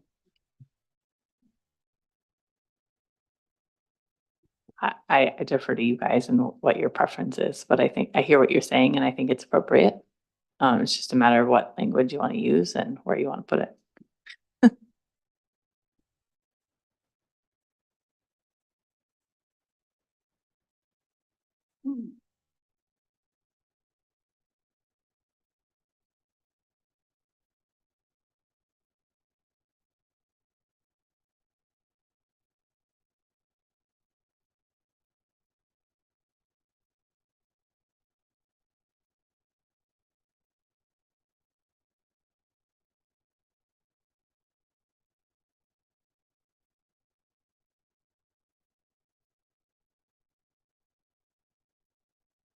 Could even be placed in the narrative, as a section of the narrative, that there's an opportunity to, further provide, economic opportunities and local job creations by, efforts in climate mitigation, blah, blah, blah, blah.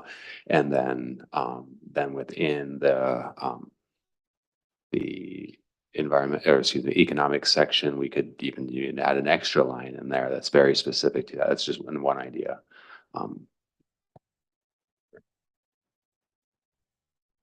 Thank you. I feel like I have enough guidance from commissioners and Director Kern here and Ms. Morrison, so I will think about this and craft something and bring Okay. it to the next meeting.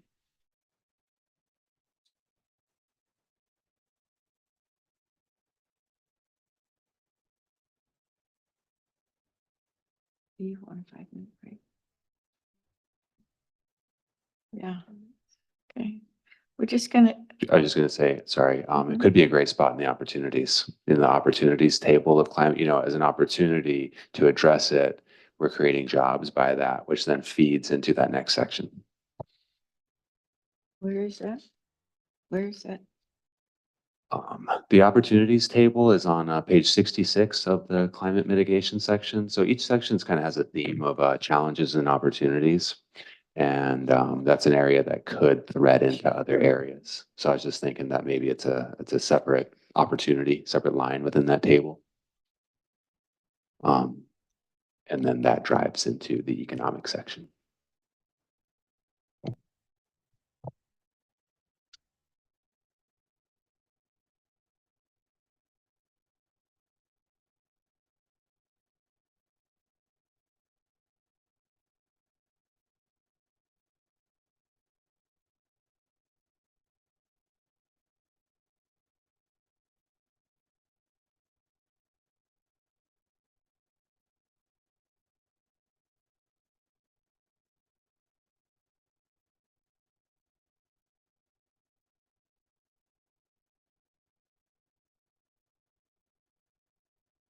Madam Chair, Yes. sorry to scare Commissioner you. Au, sorry. Can I jump around? Are we still on the same No, topic or? we can okay. still jump. Okay, so commissioners, if you could consider, especially for the Hilo areas where we have this huge weed of albizia. So I put in the word search and it's 2 times it's addressed albizia trees. So you guys remember Hurricane Azelle? I lived in HPP. I was stuck. All the albizia trees are on my area in HPP, down in the Puna area. You drive all around Hilo, they're humongous trees. We can't really give directions specifically in the general plan to knock down all the albizia trees, but because it's like a weed and it's very specific, but I'm thinking about it, some kind of guidance to help get rid of dangerous trees, and then that's really broad though. You can say a monkey paw tree is dangerous because if a monkey paw tree is huge and it's just the root system is the same underneath, but it becomes dangerous for roads, infrastructure and stuff. So yeah, just kind of think about it. I don't have a motion, but I just want to think about it. It's only addressed twice, and we did have a natural disaster what was that? Was that a hurricane or tsunami? Oh, it was a hurricane. A hurricane came in. I think it was a category 4, it ended up being a category 2. But yeah, maybe if Mr. Kern, you can just maybe share with us some conversations that we've had since Hurricane Azelle. Sure, I remember Azelle very well. And I actually helped, when I was at council, I helped pass the dangerous flora fauna bill as well to kind of help people with that on the side. So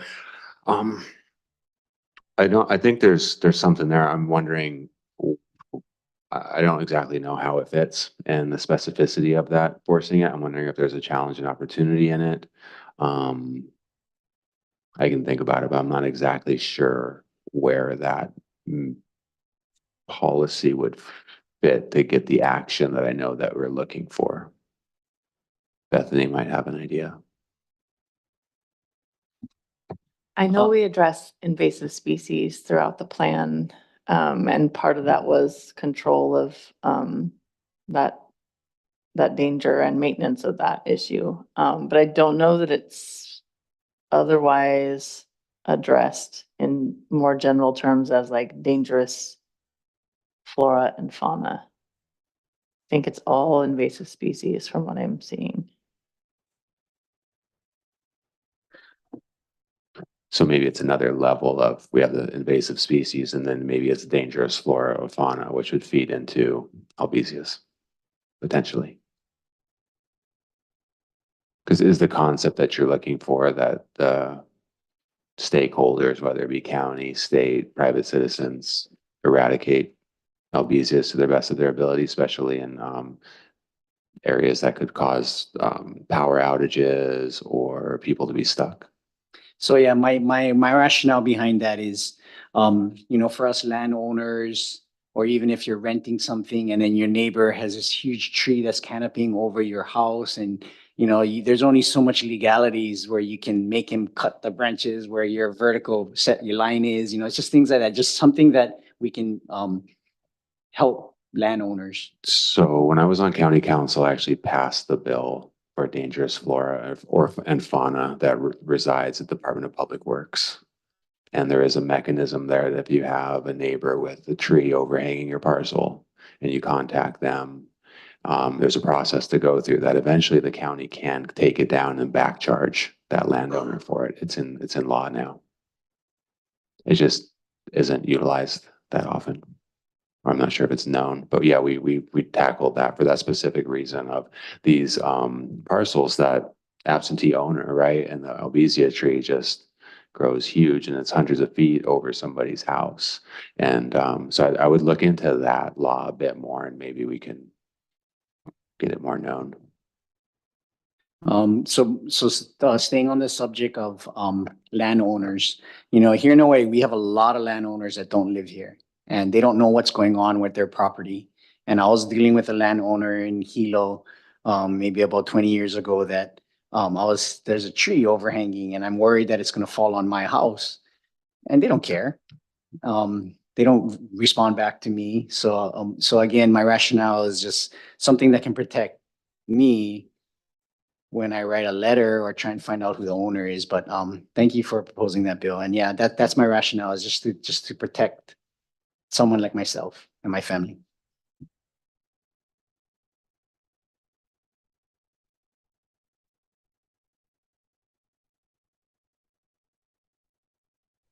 Ms. Morrison, which section was that you're talking about so I can write it down? I think most of that is happening in the biocultural stewardship where we talk about invasive species management. And then I would just point to the public safety and see if there's something in there that might be getting towards what you're working at, besides what the code is that Zendo mentioned.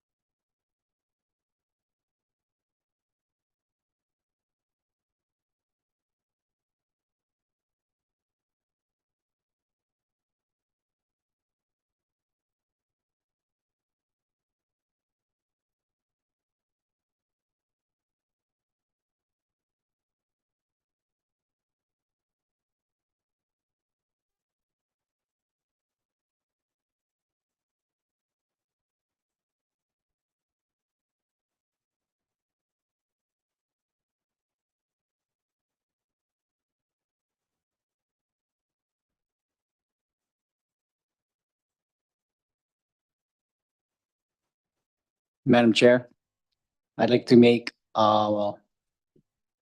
amend the main motion and add the word wildfires to page. It's actually a nice colorful chart. Page 57. There's a red circle that says impacts of climate change on human health.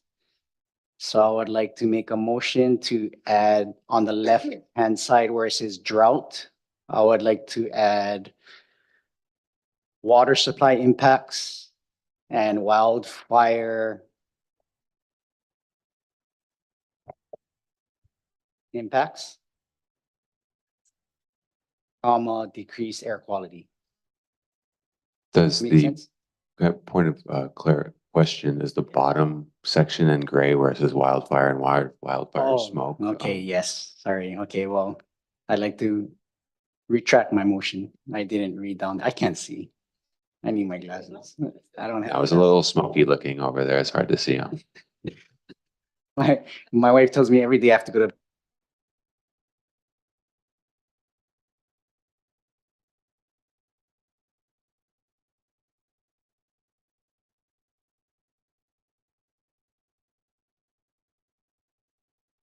No, Go ahead. it's okay. Commissioner, I'm still back in the glossary looking at definitions of stakeholders because it's come up so many times. How I can change the definition so that more people can, you guys are doing so good, but anyway. So, thank you for that. Vice Chair. Commissioner Nobukawa, did you want to? I just wanted to make a comment that, that figure 4 that Commissioner Au was just mentioning, I don't know if we can really change it because that's actually taken from another document, a State of Hawaii Department of Health document. I actually saw that in a conference that I was at 3 weeks ago. Yeah. It's from another I document. think he withdrew it anyway. Okay. Vice Chair Paishandori. Yes, thank you. Page 67, table 15, under agriculture and food security. Just a question, our food access coordinator, Sarah? Was her our group consulted on these? Yes, food access coordinator and research and development in general both contributed to this draft.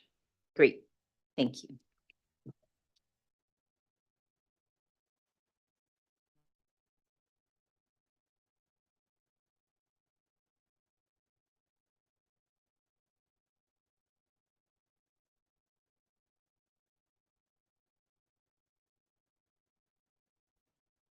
I think we're going to take a 10-minute break and then come back. Thank you.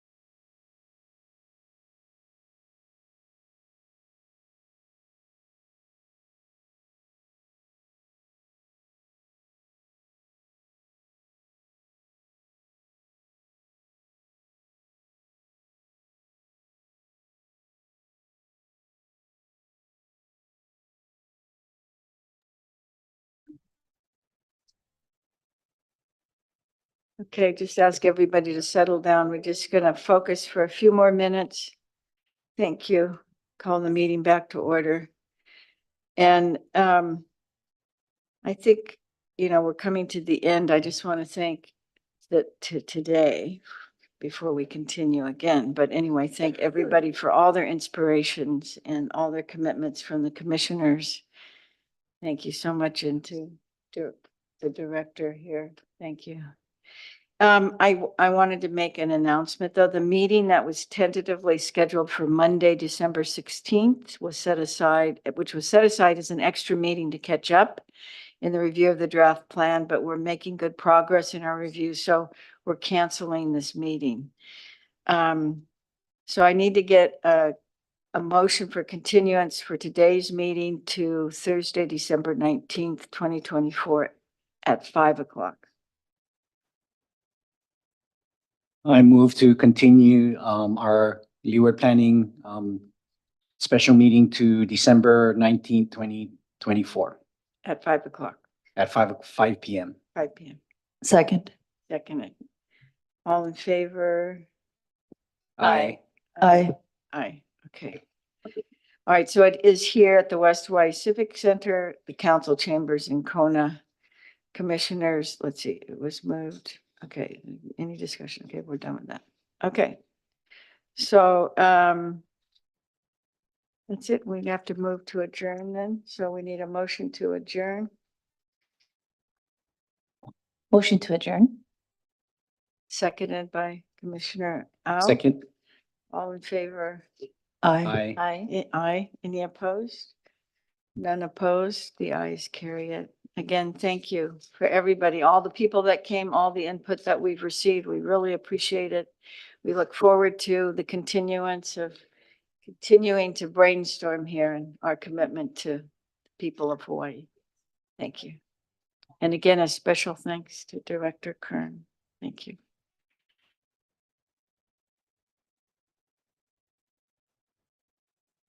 The closed caption transcript will be terminated shortly, and those who wish to save the transcript should do so now.